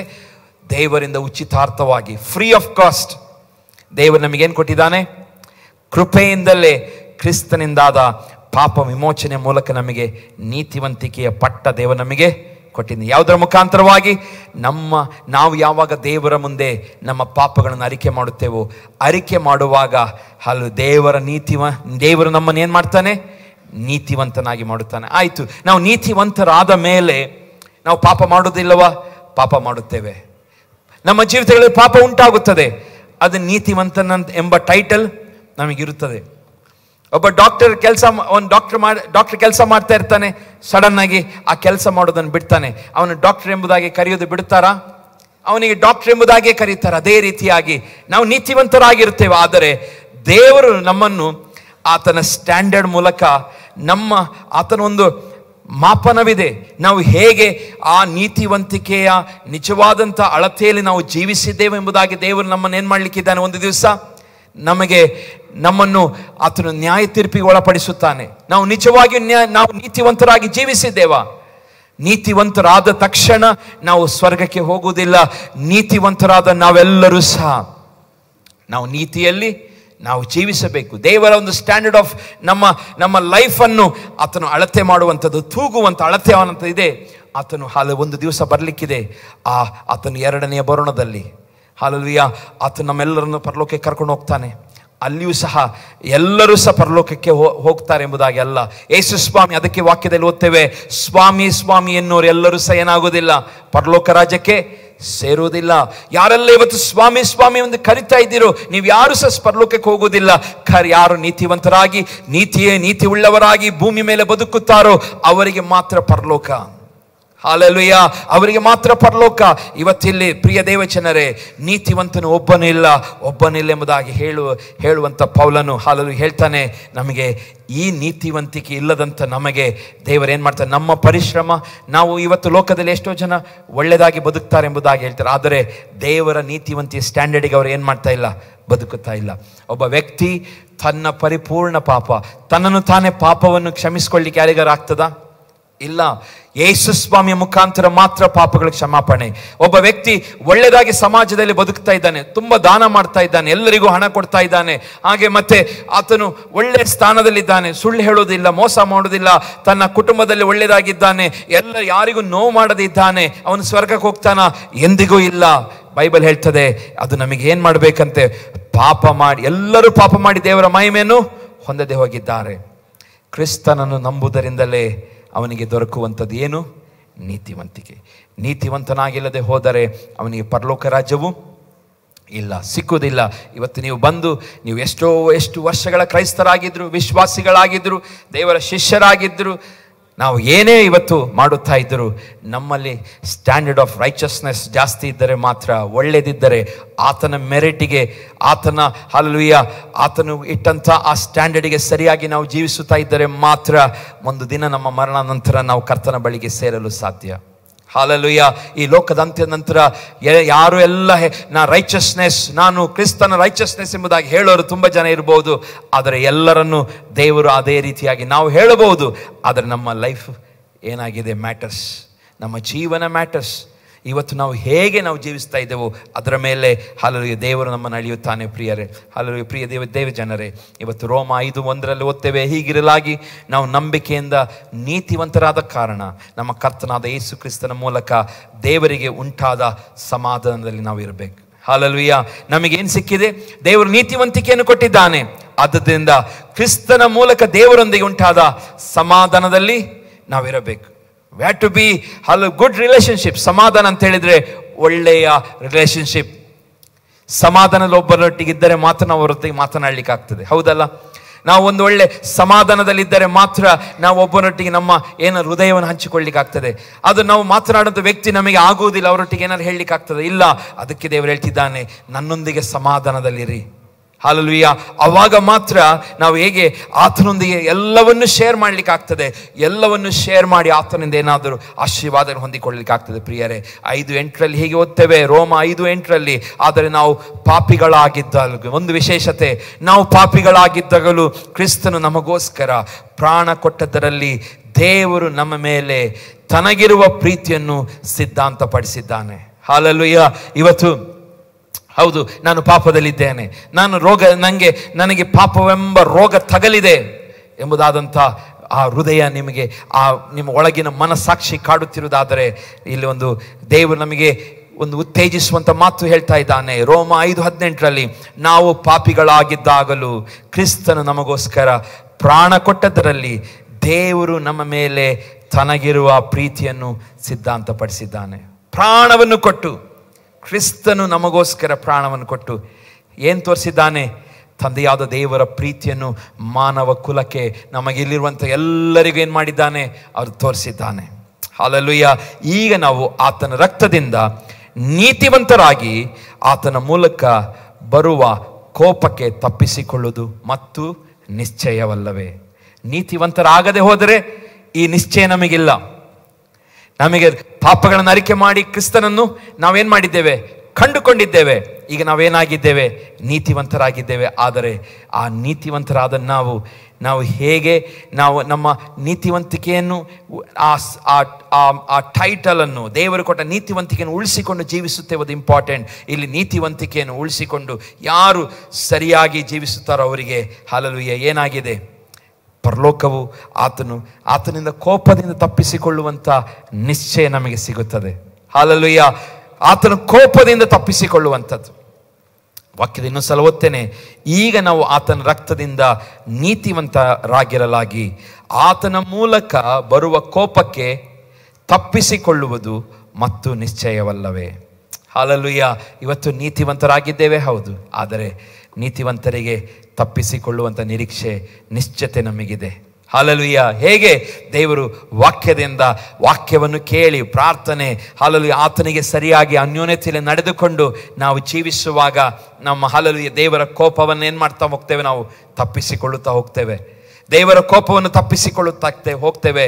ಪ್ರಿಯ ದೇವಜನರೇ, ಲೋಕದಲ್ಲಿ ಜನರು ಕೋಪಕ್ಕೆ ಒಳಗಾಗಿದ್ದಾರೆ, ದೇವರ ಕೋಪಕ್ಕೆ ಒಳಗಾಗಿದ್ದಾರೆ. ಆದರೆ ನಮಗಾದರೂ ದೇವರು ಒಂದು ನಿಶ್ಚಿತೆಯನ್ನು ಕೊಟ್ಟಿದ್ದಾನೆ, ಆತನ ಕೋಪದಿಂದ ತಪ್ಪಿಸಿಕೊಳ್ಳುವಂಥ ನಿಶ್ಚಿತೆ. Hallelujah, hallelujah. ಆತನ ಕೋಪದಿಂದ ತಪ್ಪಿಸಿಕೊಳ್ಳುವಂಥ ಹಲ್ಲೆಲೂಯಾ ಒಂದು ಗ್ಯಾರಂಟಿಯನ್ನು ನಮಗೆ ಕೊಟ್ಟಿದ್ದಾನೆ. ಅದು ಹೇಗೆ? ನೀತಿವಂತರಾಗುವುದರ ಮುಖಾಂತರವಾಗಿ. ಹಲ್ಲೆಲೂಯಾ. ನಾವು ನೀತಿವಂತರಾಗಿರುವ ಮುಖಾಂತರವಾಗಿ ಇದೊಂದು ಗ್ಯಾರಂಟಿಯನ್ನು ಕೊಟ್ಟಿದ್ದಾನೆ. ಪ್ರಿಯರೇ, ಒಬ್ಬ ವ್ಯಕ್ತಿ ನೀತಿಯನ್ನು ಏನು ಮಾಡಬೇಕು? ಸಂಪಾದಿಸಿಕೊಳ್ಳಬೇಕು. ದೇವರ ವಾಕ್ಯದಲ್ಲಿ ಓದ್ತೇವೆ, ನೀತಿವಂತರಾಗಿರುವುದು ಮಾತ್ರ ಸಾಲದು, ಅದನ್ನು ಸಂಪಾದಿಸಿಕೊಳ್ಳಬೇಕು. ನಾವು ಹೊರಗಡೆ ಹೋಗಿ ನಾವು ದುಡಿಮೆ ಮಾಡ್ತೇವೆ, ಸಂಪಾದನೆ ಮಾಡ್ತೇವೆ. ಯಾಕೆ ಸಂಪಾದನೆ ಮಾಡ್ತೇವೆ? ಆ ಸಂಪಾದನೆಯಿಂದ ನನಗೆ ಏನಾದರೂ ಹೊಟ್ಟೆ ತುಂಬುತ್ತದೆ, ಮನೆಗೆ ಬೇಕಾದ ಅಗತ್ಯತೆಗಳನ್ನು ಪೂರೈಸಿಕೊಳ್ಬೋದು ಎಂಬುದಾಗಿ ನಾವು ಸಂಪಾದನೆಗೆ ಹೋಗ್ತೇವೆ. ಅದೇ ರೀತಿ ಪೌಲನು 1 ತಿಮೋಥಿ 6ನೇ ಅಧ್ಯಾಯ 11ನೇ ವಚನದಲ್ಲಿ ಹೀಗೆ ಹೇಳ್ತಾನೆ, ಎಲ್ಲ ಈ ದೇವ ಮನುಷ್ಯನೇ, ನೀನಾದರೂ ಇವುಗಳಿಗೆ ದೂರವಾಗಿರು. ನೀತಿ, ಭಕ್ತಿ, ನಂಬಿಕೆ, ಪ್ರೀತಿ, ಸ್ಥಿರಚಿತ್ತ, ಸಾತ್ವಿಕತ್ವ ಇವುಗಳನ್ನು ಸಂಪಾದಿಸುವುದಕ್ಕೆ ಪ್ರಯಾಸ ಪಡು. ವಿಶ್ವಾಸಿಗೆ ದೇವರು ಹೇಳ್ತಾ ಇದ್ದಾನೆ, ಏನು ಮಾಡಬೇಕಂತೆ? ಎಲೈ ದೇವ ಮನುಷ್ಯನೇ. ಇವತ್ತು ನಾವೆಲ್ಲರೂ ಏನಾಗಿದ್ದೇವೆ? ದೇವ ಮನುಷ್ಯರಾಗಿದ್ದೇವೆ. ಇಲ್ಲಿ ವಾಕ್ಯ ಹೇಳ್ತಿದೆ, ನೀನಾದರೂ ಇವುಗಳಿಗೆ ದೂರವಾಗಿರು. ಯಾವುದು ಹಿಂದಿನ ವಚನ ಹೇಳ್ತಾನೆ ಅದಕ್ಕೆ ದೂರವಾಗಿರು. ಆದರೆ ಹೇಳ್ತಿದ್ದಾನೆ ಯಾವುದನ್ನು ಸಂಪಾದಿಸಬೇಕೆಂಬುದಾಗಿ? ನೀತಿ, ಭಕ್ತಿ, ನಂಬಿಕೆ, ಪ್ರೀತಿ, ಸ್ಥಿರಚಿತ್ತ, ಸಾತ್ವಿಕತ್ವ ಇವುಗಳನ್ನು ಸಂಪಾದಿಸುವುದಕ್ಕೆ ಪ್ರಯಾಸ ಪಡಬೇಕು. ಅಂದರೆ ಇದನ್ನು ಸಂಪಾದಿಸುವಂಥದ್ದು ಸುಲಭ ಅಲ್ಲ. ಇದಕ್ಕೇನು ಮಾಡಬೇಕಂತೆ? ಪ್ರಯಾಸ ಪಡಬೇಕು. Hallelujah, hallelujah. ಇದನ್ನು ಸಂಪಾದಿಸಿಕೊಳ್ಳುವಂಥದ್ದು ಕಷ್ಟವಾಗಿದೆ. ನಾವು ಕೆಲಸಕ್ಕೆ ಹೋಗಿ ಬರುವಂಥದ್ದು ಸುಲಭ, ಹೌದಲ್ಲ? ನಮಗೊಂದು ಕೆಲಸ ಸಿಕ್ಕಿದ್ರೆ ಕೆಲಸ ಮಾಡಿ ಬರೋದು, ಯಾಕಂದ್ರೆ ನಮಗೆ ಗೊತ್ತಿದೆ. ಈ ಪ್ರೀತಿಯನ್ನು ಸಂಪಾದಿಸಿಕೊಳ್ಳುವ, ನೀತಿಯನ್ನು, ನಂಬಿಕೆಯನ್ನು ಮತ್ತು ಪ್ರೀತಿ, ಭಕ್ತಿಯನ್ನು, ಸ್ಥಿರಚಿತ್ತತೆ, ಸಾತ್ವಿಕತ್ವ ಇದೆಲ್ಲ ನಮ್ಮ ಜೀವಿತಗಳಲ್ಲಿ ಸ್ವಲ್ಪ ಇದ್ದರೂ ಅದು ಪರಿಪೂರ್ಣತೆಗೊಳ್ಳಬೇಕಾದರೆ ನಮ್ಮ ವೈಯಕ್ತಿಕ ಶಕ್ತಿ ಸಾಲುವುದಿಲ್ಲ. ಇದಕ್ಕೆ ದೇವರ ಶಕ್ತಿ ಬೇಕು, ದೇವರ ಸಹಾಯ ಬೇಕು. ಪ್ರೀತಿ, ಒಬ್ಬನ ನಮಗೆ ಬಹಳವಾಗಿ ದ್ವೇಷಿಸ್ತಾ ಇದ್ದಾನೆ, ನೋವುಪಡಿಸ್ತಾ ಇದ್ದಾನೆ, ಅವನ ಮೇಲೆ ಪ್ರೀತಿ ಹುಟ್ಟುವುದು ನಮ್ಮ ಲೆವೆಲಿಗೆ ಅದು ಏನಾಗುವುದಿಲ್ಲ, ಎಟಕುವುದಿಲ್ಲ, ನಮ್ಮ ಲೆವೆಲಿಂದ ಆಗುವುದಿಲ್ಲ. ನಮಗೆ ದೇವರು ಕೊಟ್ಟ ಹೃದಯ ನಮ್ಮ ಮನಸ್ಸಿಂದ ಆಗುವುದಿಲ್ಲ. ಆದರೆ ದೇವರ ಸಹಾಯವಿದ್ದರೆ ಮಾತ್ರ ಒಬ್ಬ ಎಂಥದೇ ಕಡು ವೈರಿ ಇದ್ದರೂ ಅವನನ್ನು ನಾವು ಪ್ರೀತಿಸಲು ಸಾಧ್ಯ. ಹಲ್ಲೆಲೂಯಾ. ದೇವರ ಸಹಾಯವಿಲ್ಲ. ಅದಕ್ಕೆ ಹೇಳ್ತಿದ್ದಾನೆ, ಇದನ್ನು ಸಂಪಾದಿಸಿಕೊಳ್ಳಬೇಕು. ಕ್ರಿಸ್ತನಿಂದ ಸಂಪಾದಿಸಿಕೊಳ್ಳಬೇಕು, ಕ್ರಿಸ್ತನಿಂದ ಹೊಂದಿಕೊಳ್ಳಬೇಕು. ಭಕ್ತಿಯು ಸಹ ಹಾಗೆ. ನಾವು ತೋರಿಕೆಯ ಭಕ್ತಿಯನ್ನು ನಾವು ಮಾಡಲಿಕ್ಕೆ ಎಲ್ಲರೂ ನಮಗೆ ಗೊತ್ತಿದೆ. ನಾವೆಲ್ಲರೂ ತೋರಿಕೆಯ ಭಕ್ತಿಯನ್ನು ಮಾಡ್ತೇವೆ. ಆದರೆ ನಿಜವಾದ ಭಕ್ತಿ ಅದು ದೇವರಿಂದಲೇ ನಮಗೆ ಬರುವಂಥದ್ದು.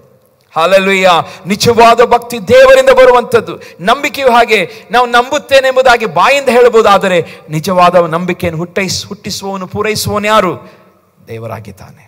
ನಂಬಿಕೆಯನ್ನು ಹುಟ್ಟಿಸುವವನು, ಪೂರೈಸುವವನು. ಅದಕ್ಕೆ ಪೌಲನು ಹೇಳ್ತಾನೆ, ಇದನ್ನು ಸಂಪಾದಿಸಿಕೊಳ್ಳಿರಿ.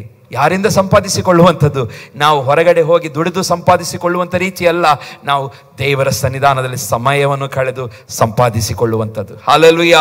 ದೇವರ ಸನ್ನಿಧಾನದಲ್ಲಿ ಕುಳಿತುಕೊಂಡು ದೇವರಿಂದ ಕೇಳಿ, ದೇವರೇ ಇದು ನಾನು ಹೊಂದಿಕೊಳ್ಳಬೇಕು. ನಿಜವಾದ ಯಥಾರ್ಥ ಪ್ರೀತಿ, ಯಥಾರ್ಥ ನಂಬಿಕೆ, ಯಥಾರ್ಥವಾದ ನೀತಿ, ಯಥಾರ್ಥವಾದ ಭಕ್ತಿ, ಯಥಾರ್ಥ ಸ್ಥಿರಚಿತ್ತತೆ, ಸಾತ್ವಿಕತ್ವ ದೇವರೇ ನೀ ನನಗೆ ಕೊಡು. ಅದಕ್ಕೆ ಪೌಲನು ಹೇಳ್ತಿದ್ದಾನೆ, ಇದನ್ನು ಸಂಪಾದಿಸಿಕೊಳ್ಳಿರಿ. ಸಂಪಾದಿಸಿಕೊಳ್ಳಿರಿ. ಹಾಲೆಲೂಯಾ. ನೀತಿಯನ್ನು ಸಂಪಾದಿಸಿಕೊಳ್ಳಬೇಕು. ಹಾಲೆಲೂಯಾ. ನೀತಿಯನ್ನು ಸಂಪಾದಿಸಿಕೊಳ್ಳಬೇಕು. 1 ಯೋಹಾನ 2:9 ಸಹ ನಾವು ಓದ್ತೇವೆ. ಹಾಲೆಲೂಯಾ. ಅನುಸರಿಸಿ ನಡೆ ಎಂಬುದಾಗಿ ಹೇಳ್ತಾನೆ. ನೀತಿಯನ್ನು ಅನುಸರಿಸುವ ಪ್ರತಿಯೊಬ್ಬನು ದೇವರಿಂದ ಹುಟ್ಟಿದವನಾಗಿದ್ದಾನೆ ಎಂಬುದಾಗಿ. ಯಾರೆಲ್ಲ ನೀತಿವಂತನಾಗಿದ್ದಾನೆ ಎಂಬುದು ನಿಮಗೆ ಗೊತ್ತಿದ್ದ. ಇಲ್ಲಿ ವಾಕ್ಯದಲ್ಲಿ ಓದ್ತೇವೆ 1 ಯೋಹಾನ 2:29 ಆತನು ನೀತಿವಂತನಾಗಿದ್ದಾನೆಂಬುದು ನಿಮಗೆ ಗೊತ್ತಾದರೆ ನೀತಿಯನ್ನು ಅನುಸರಿಸುವ ಪ್ರತಿಯೊಬ್ಬನು ಆತನಿಂದ ಹುಟ್ಟಿದವನಾಗಿದ್ದಾನೆಂದು ನೀವು ತಿಳಿದಿದ್ದೀರಿ. ಹೇಗೆ ಹುಟ್ಟಿದ್ದಾನಂತ ಗೊತ್ತಾಗ್ತದೆ. ನೋಡುವಾಗಲೇ ಅವನು ಹೇಳ್ತಾ ಇದ್ದಾನೆ, ನಿಮ್ಮ ಈ ಕಣ್ಣುಗಳು ನೋಡುವಾಗಲೇ ನಿಮಗೆ ಗೊತ್ತಾಗ್ತದೆ ಅವನು ಹೇಗೆ ಹುಟ್ಟಿದ್ದಾನೆ. ನೀತಿವಂತನೆಂಬುದಾಗಿ ನೋಡುವಾಗ ಗೊತ್ತಾಗುತ್ತದೆ ಎಂಬುದಾಗಿ ದೇವರ ವಾಕ್ಯ ಓದ್ತೇವೆ ಪ್ರಿಯರೇ. ಹೌದು, ಇವತ್ತು ದೇವರು ಹಾಲೆಲೂಯಾ ನಮ್ಮಿಂದ ಬರೀ ಒಳಗೆ ಮಾತ್ರ ನೀತಿವಂತರಾಗಿರುವಂಥದ್ದಲ್ಲ, ಈವನ್ ವಿಸಿಬಲ್ ಆಗಿ ನಾವು ಕಾಣಬೇಕು, ನೀತಿವಂತರಾಗಿ ಕಾಣಬೇಕು. ಹಾಲೆಲೂಯಾ. ನಮ್ಮ ಹೊರಗಿನ ಜೀವನದಲ್ಲಿಯೂ ಸಹ ನಾವು ನೀತಿವಂತರಾಗಿ ತೋರಬೇಕೆಂಬುದಾಗಿ ದೇವರು ಬಯಸುತ್ತಾನೆ.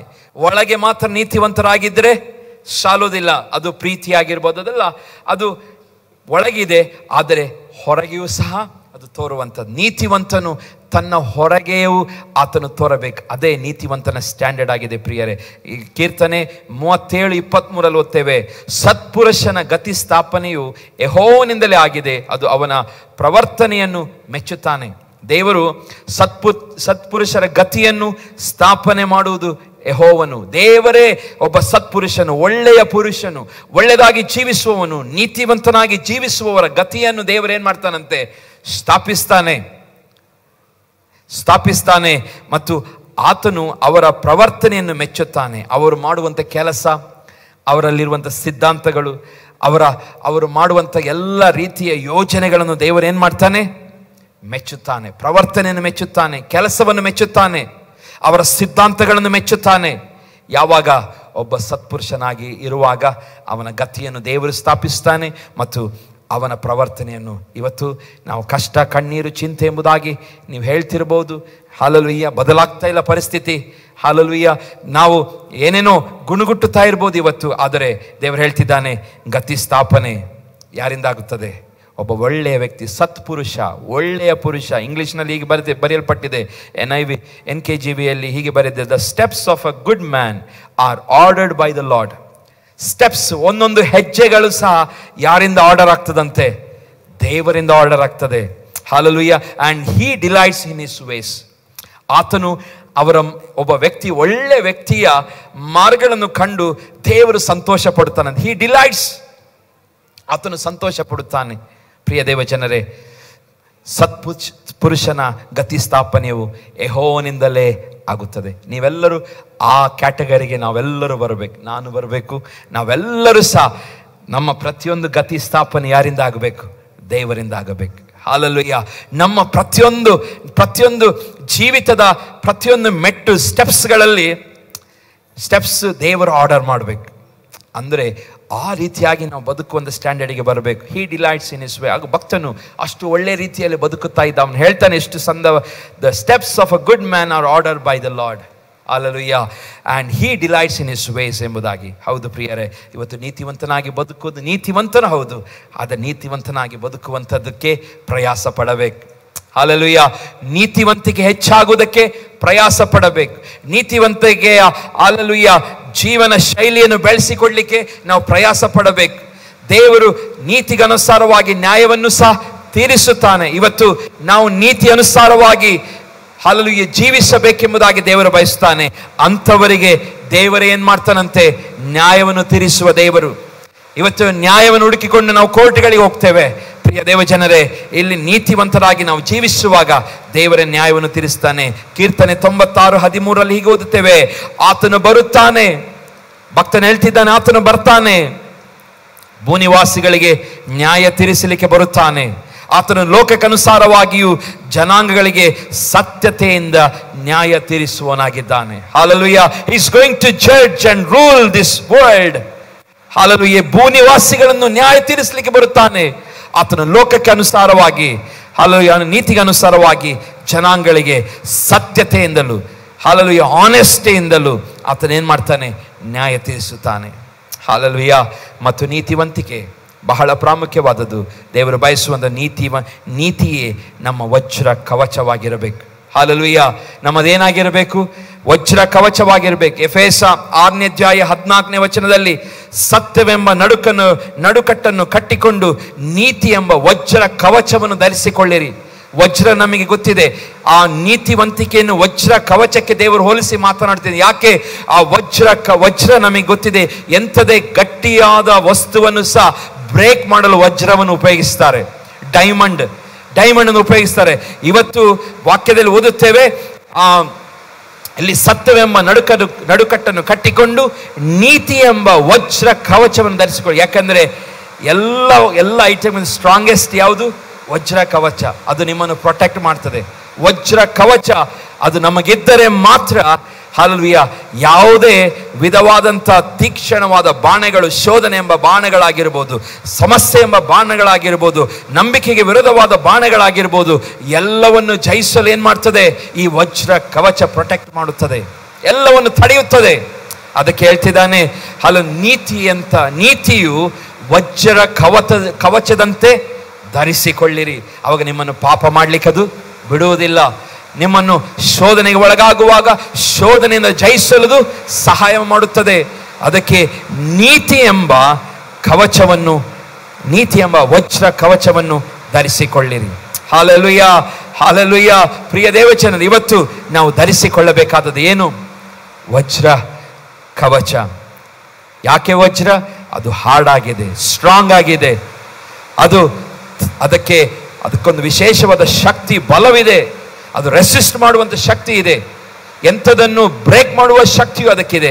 ಅದಕ್ಕೆ ವಜ್ರ ಕವಚವನ್ನು ಧರಿಸಿಕೊಳ್ಳಿರಿ ಎಂಬುದಾಗಿ ಇಲ್ಲಿ ವಾಕ್ಯದಲ್ಲಿ ಓದುತ್ತೇವೆ ಪ್ರಿಯರೇ. ಹಾಗಾಗಿ ನಾವು ದೇವರ ಮುಂದೆ ಪ್ರಾರ್ಥನೆ ಮಾಡೋಣ. ಕೀರ್ತನೆ 18:23 ಹೀಗೆ ಓದ್ತೇವೆ, ನಾವು ಆತನ ದೃಷ್ಟಿಯಲ್ಲಿ ನಿರ್ದೋಷಿಯು, ಪಾಪದಲ್ಲಿ ಬೀಳದಂತೆ ಜಾಗೃತೆಯಿಂದ ನಡೆದುಕೊಂಡೆನು. ಆ ಒಬ್ಬ ಭಕ್ತನು ಹೇಳ್ತಾನೆ, ನಾನು ಆತನ ದೃಷ್ಟಿಯಲ್ಲಿ ಹೇಗೆ ನಡೆದುಕೊಂಡೆನು? ನಿರ್ದೋಷಿಯು, ಪಾಪದಲ್ಲಿ ಬೀಳದಂತೆ ಜಾಗರೂಕತೆಯಿಂದ ನಾನು ನಡೆದುಕೊಂಡೆನು ಎಂಬುದಾಗಿ. ಹಾಲೆಲೂಯಾ. ಇವತ್ತು ನಮಗೆ ಎಷ್ಟು ಜಾಗೃತಿ ಇದ್ರೂ ಸಾಲುವುದಿಲ್ಲ. ಇವತ್ತು ಪ್ರಪಂಚ ಆ ರೀತಿಯಾಗಿದೆ. ದೇವ ಮಕ್ಕಳೇ, ನಾವು ಹೊರಗೆ ಹೋದ ನಂತರ ನಮಗೆ ಗೊತ್ತಿಲ್ಲ ಯಾವ ರೀತಿಯಲ್ಲಿ ಪಾಪವು ನಮ್ಮನ್ನು ಅಟ್ಯಾಕ್ ಮಾಡುತ್ತದೆ ಎಂಬುದಾಗಿ. ನಮ್ಮ ಬಾಯ ಮುಖಾಂತರವಾಗಿ, ನೋಟದಲ್ಲಿ, ಕ್ರಿಯೆ, ಮಾತು ಕೇಳುವುದರಲ್ಲಿ ಯಾವ ರೀತಿಯಲ್ಲಾದರೂ ಸೈತಾನ ನಮ್ಮನ್ನು ಏನು ಮಾಡ್ಬೋದು? ತಿರುಗಿ ನಿಮ್ಮ ಆತ್ಮಿಕ ಜೀವಿತವನ್ನು ಕುಗ್ಗಿಸಲು ಪ್ರಯತ್ನ ಪಡಬಹುದು.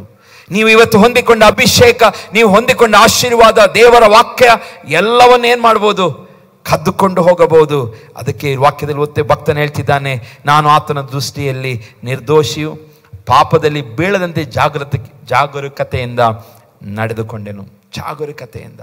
ಇವತ್ತು ವಿಶ್ವಾಸಿಗಳಾದ ನಾವು ಇದು ಕಷ್ಟವಾಗಬಹುದು ನಡೆದುಕೊಳ್ಳುವಂಥದ್ದು. ಹೌದು, ಲೋಕದಲ್ಲೆಲ್ಲ ಗಮ್ಮತ್ ಮಾಡ್ತಾ ಇದ್ದಾರೆ, ಅಲ್ಲಿ ಡ್ಯಾನ್ಸ್ ಮಾಡ್ತಿದ್ದಾರೆ, ಅಲ್ಲಿ ಡೋಲ್ ಹೊಡಿತಾ ಇದ್ದಾರೆ, ಅದು ಮಾಡ್ತಾ ಇದ್ದಾರೆ. ಇಲ್ಲಿ ಚರ್ಚಿಗೆ ಬಂದರೆ ನೀವು ಒಳ್ಳೇದಾಗಿರಬೇಕು, ಅಲ್ಲಿ ಎಂಜಾಯ್ ಉಂಟು, ಎಂಟರ್ಟೈನ್ಮೆಂಟ್ ಉಂಟು, ಅಲ್ಲಿ ಕುಡಿತಾರೆ, ಅಲ್ಲಿ ಎಲ್ಲಿ ಬೇಕಾದ್ರೂ ಸಿಗರೇಟ್ ಎಳಿಬೋದು, ಎಲ್ಲಿ ಹೋಗೋದು, ಬಾರಿಗೆ ಹೋಗ್ಬೋದು, ಯಾವುದು ಪಾಪ ಎಂಬುದಾಗಿ ಯಾರು ಹೇಳುವುದಿಲ್ಲ.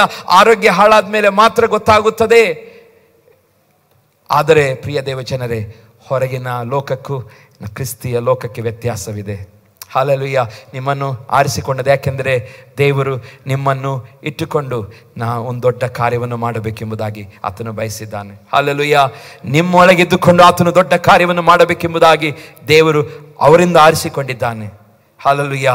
V have to change our self. ನಾವು ಬದಲಾಗಿ ಮತ್ತು ಇತರನ್ನು ಬದಲಾಯಿಸಬೇಕು. ಹಾಲೆಲೂಯಾ. ನಾವು ಬದಲಾಗಿ ಇತರರನ್ನು ಬದಲಾಯಿಸಬೇಕು. ಆ ಉದ್ದೇಶದೊಂದಿಗೆ ನನ್ನನ್ನು ಮತ್ತು ನಿಮ್ಮನ್ನಿಲ್ಲಿ ಆರಿಸಿಕೊಂಡಿದ್ದಾನೆ ಪ್ರಿಯರೇ. ಹೌದು, ಲೋಕವು ಎಂಜಾಯ್ ಮಾಡಲಿ, ತೊಂದರೆ ಇಲ್ಲ. ಹಾಲೆಲೂಯಾ. ಆ ಎಂಜಾಯ್ ಎಲ್ಲ ಏನಾಗಿದೆ? ಟೆಂಪ್ರವರಿ ಆಗಿದೆ, ತಾತ್ಕಾಲಿಕ. ಇಲ್ಲಿ ಮಾಡುತ್ತಾರೆ, ಆದರೆ ಮುಂದೊಂದು ದಿನ ಅವರ ಪರಿಸ್ಥಿತಿ ಬೇರೆ ಇದೆ. ಬೈಬಲ್ ಹೇಳುತ್ತದೆ, ಹಾಲೆಲೂಯಾ, ಆ ನರಕದಲ್ಲಿ ಹಾಕಲ್ಪಟ್ಟಂಥ ಒಬ್ಬ ವ್ಯಕ್ತಿ, ಆತನು ಸಾಯುವುದಿಲ್ಲ. ಆತನು ಕಟಕಟನೆ ಹಲ್ಲು ಕಡಿಯುತ್ತಾ, ನರಳಾಡುತ್ತಾ, ಅಲ್ಲಿ ಆ ಬೆಂಕಿಯ ಕೆರೆಯಲ್ಲಿ, ಹಾಲೆಲೂಯಾ, ಆತನು ಅಯ್ಯೋ ಎಂಬುದಾಗಿ ನರಳುತ್ತಾ ಆತನು ಸಾಯಬೇಕಾದ ಪರಿಸ್ಥಿತಿ ಬರುತ್ತದೆ. ಸಾಯುವಂಥದ್ದು ಇಲ್ಲ ಅಲ್ಲಿ. ನಿತ್ಯಕ್ಕೂ ನರಕದಲ್ಲಿ ಅವನು ಸಮಯವನ್ನು ಕಳೆಯಬೇಕಾಗ್ತದೆ. ಪ್ರಿಯ ದೇವಜನ, ನಮಗೆ ದೇವರು ಇವತ್ತೊಂದು ಒಳ್ಳೆಯ ಶ್ರೇಷ್ಠವಾದಂಥ ಒಂದು ಜೀವನ ಕೊಟ್ಟಿದ್ದಾನೆ. ಹಾಲೆಲೂಯಾ. ಇದನ್ನು ಕಳೆದುಕೊಳ್ಳುವುದು ಬೇಡ. ಹಲ್ಲೆಲೂಯಾ. ಇದನ್ನು ಕಳೆದುಕೊಳ್ಳುವುದು ಬೇಡ. ನಾವು ಜಾಗೃತೆಯಿಂದ ಕಾಪಾಡಿಕೊಳ್ಳೋಣ. We should not lose it.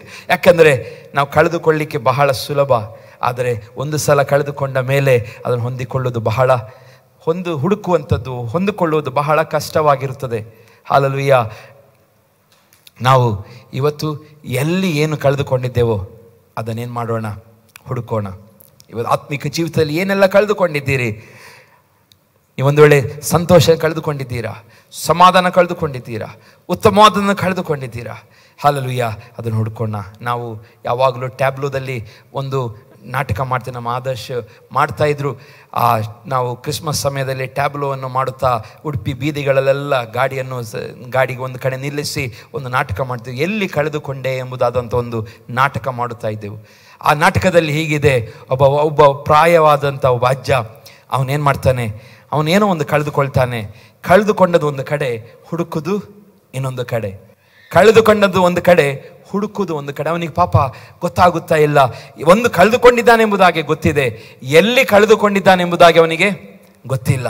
ಇವತ್ತು ಎಷ್ಟೋ ಸಾರಿ ನಮ್ಮ ಪರಿಸ್ಥಿತಿಯು ಹಾಗೆ. ಕಳೆದುಕೊಂಡಿದ್ದೇವೆ, ಎಲ್ಲಿ ಕಳೆದುಕೊಂಡಿದ್ದೇವೆ ಗೊತ್ತಿಲ್ಲ. ತಪ್ಪಾದ ಸ್ಥಳದಲ್ಲಿ ಹುಡುಕುತ್ತಾ ಇದ್ದೇವೆ. ತಪ್ಪಾದ ಸ್ಥಳದಲ್ಲಿ. ಇವತ್ತು ಪ್ರಿಯ ದೇವಜನರೇ, ತಪ್ಪಾದ ಸ್ಥಳದಲ್ಲಿ ನಾವು ಹುಡುಕುವುದು ಬೇಡ. ಸರಿಯಾದ ಸ್ಥಳಕ್ಕೆ ಬಂದಿದ್ದೀರಿ, ಇಲ್ಲೇ ನಿಮಗೆ ಸಿಗುತ್ತದೆ. ಇದನ್ನು ಬಿಟ್ಟು ಮತ್ತೆ ಇನ್ನು 2 ಮನಸ್ಸುಗಳು ನಮಗೆ ಬೇಡ. Hallelujah, hallelujah. ನಾವು ಹೊಂದಿಕೊಂಡಂಥ ಶ್ರೇಷ್ಠವಾದಂಥ ಈ ನಿಧಿ ನಿಕ್ಷೇಪವನ್ನು ನಾವೇನು ಮಾಡೋದು ಬೇಡ? ಕಳೆದುಕೊಳ್ಳೋದು ಬೇಡ. ಹಾಗಾಗಿ ಪ್ರಿಯ ದೇವಜನರೇ, ಒಂದು ಸಣ್ಣ ಕಥೆಯೊಂದಿಗೆ ನಾನು ಮುಗಿಸ್ತೇನೆ. ಹೇಗೆ ದೇವರು ನಮ್ಮನ್ನು ಹೇಗೆ ಪ್ರೊಟೆಕ್ಟ್ ಮಾಡುತ್ತಾನೆ ಎಂಬುದಾಗಿ. ಒಂದು ಚಿಕ್ಕ ಕೆಂಪು ರಿಬ್ಬನ್ಗಳನ್ನು ಹೊಂದಿರುವಂಥ ಕೋಳಿಗಳು ಎಂಬುದಾದಂಥ ಕಥೆಯ ಹೆಸರು. ಒಮ್ಮೆ ಒಂದು ಹಳ್ಳಿಗೆ ಪ್ರವಾಸಿಗರು ವೀಕ್ಷಣೆಗಾಗಿ ಹೋಗ್ತಾರೆ. ಹಳ್ಳಿಗೆ ವೀಕ್ಷಣೆಗಾಗಿ ಪ್ರವಾಸಿಗರ ಒಂದು ತಂಡ ಏನು ಮಾಡ್ತದೆ, ಈಗ ಹೋಗ್ತದೆ. ಈಗ ಹೋದಂಥ ಸಮಯದಲ್ಲಿ ಆ ಹಳ್ಳಿಯನ್ನು ಎಂಟ್ರಾದಾಗ ಒಂದು ಕಡೆ ತುಂಬ ಕೋಳಿಗಳನ್ನು ಸಾಕ್ತಾ ಇರ್ತಾರೆ. ತುಂಬ ಕೋಳಿಗಳು ಸಾಕುವುದನ್ನು ಕಾಣ್ತಾರೆ. ಆದರೆ ಆ ಕೋಳಿಗಳ ಮೈಯ ಈ ಕುತ್ತಿಗೆ ಭಾಗದಲ್ಲಿ ಒಂದು ಕೆಂಪಿನ ರಿಬ್ಬನನ್ನು ಕಟ್ಟಿರ್ತಾರೆ. ಎಲ್ಲ ಕೋಳಿಗಳು, 1 ಕೋಳಿ 2 ಕೋಳಿ ಅಲ್ಲ, ಎಲ್ಲ ಕೋಳಿಗಳಿಗೆ ಏನು ಮಾಡ್ತಾರೆ, ಆ ರಿಬ್ಬನನ್ನು ಕಟ್ಟಿರ್ತಾರೆ. ಈ ಪ್ರವಾಸಿಗರಿಗೆ ಆಶ್ಚರ್ಯ ಆಗ್ತದೆ. ನಾವು ಎಲ್ಲೂ ಸಹ ಈ ಥರ ರಿಬ್ಬನ್ ಹಾಕಿದ್ದರನ್ನು ನಾನು ನೋಡಲಿಲ್ಲ. ಅದು ಸಹ ಕೆಂಪು ಕಲರ್ ಆದಂಥ ರಿಬ್ಬನ್ ಯಾಕೆ ಕಟ್ಟಿದ್ದಾರೆ ಎಂಬುದಾಗಿ ಅಲ್ಲಿ ಅವರು ಇಳಿದು ನಿಲ್ಲಿಸಿ ಕೇಳ್ತಾರೆ ಜನ ಹತ್ರ, ಯಾಕೆ ಈ ರಿಬ್ಬನನ್ನು ಕಟ್ಟಿದ್ದಾರೆ ಎಂಬುದಾಗಿ. ಆ ಸಮಯದಲ್ಲಿ ಆ ಪ್ರವಾಸಿಗರಿಗೆ ಈ ಜನರು ಹೇಳ್ತಾರೆ, ಈ ರಿಬ್ಬನ್ನು ಕೆಂಪಾಗಿರೋದ್ರಿಂದ ನಾವು ಈ ಓಪನ್ ಆದ ಪ್ಲೇಸಲ್ಲಿ ಈ ಕೋಳಿಗಳನ್ನು ಬಿಟ್ಟಿರುವಾಗ ಹದ್ದುಗಳು ಮೇಲಿಂದ ಬಂದು ಏನು ಮಾಡ್ತದೆ, ಈ ಕೋಳಿಗಳನ್ನು ತೆಗೆದುಕೊಂಡು ಹೋಗ್ತದೆ. ಹಾಗಾಗಿ ಆ ಹದ್ದಿಗೆ ಕೆಂಪು ಕಲರ್ ಅಂದರೆ ಆಗೋದಿಲ್ಲ. ಅದೇನು ಮಾಡ್ತದೆ, ಕೆಂಪು ಕಲರ್ ನೋಡಿದ ತಕ್ಷಣ ಬಿಟ್ಟು ಓಡಿ ಹೋಗ್ತದೆ. ಅದಕ್ಕೋಸ್ಕರ ನಾವು ಕುತ್ತಿಗೆಗೆಲ್ಲ ರಿಬ್ಬನ್ ಹಾಕಿದ್ದೇವೆ ಎಂಬುದಾಗಿ ಅವರು ಹೇಳ್ತಾರೆ. ಹೀಗೆ ಅವರಿಗೆ ಆಶ್ಚರ್ಯವಾಗ್ತದೆ.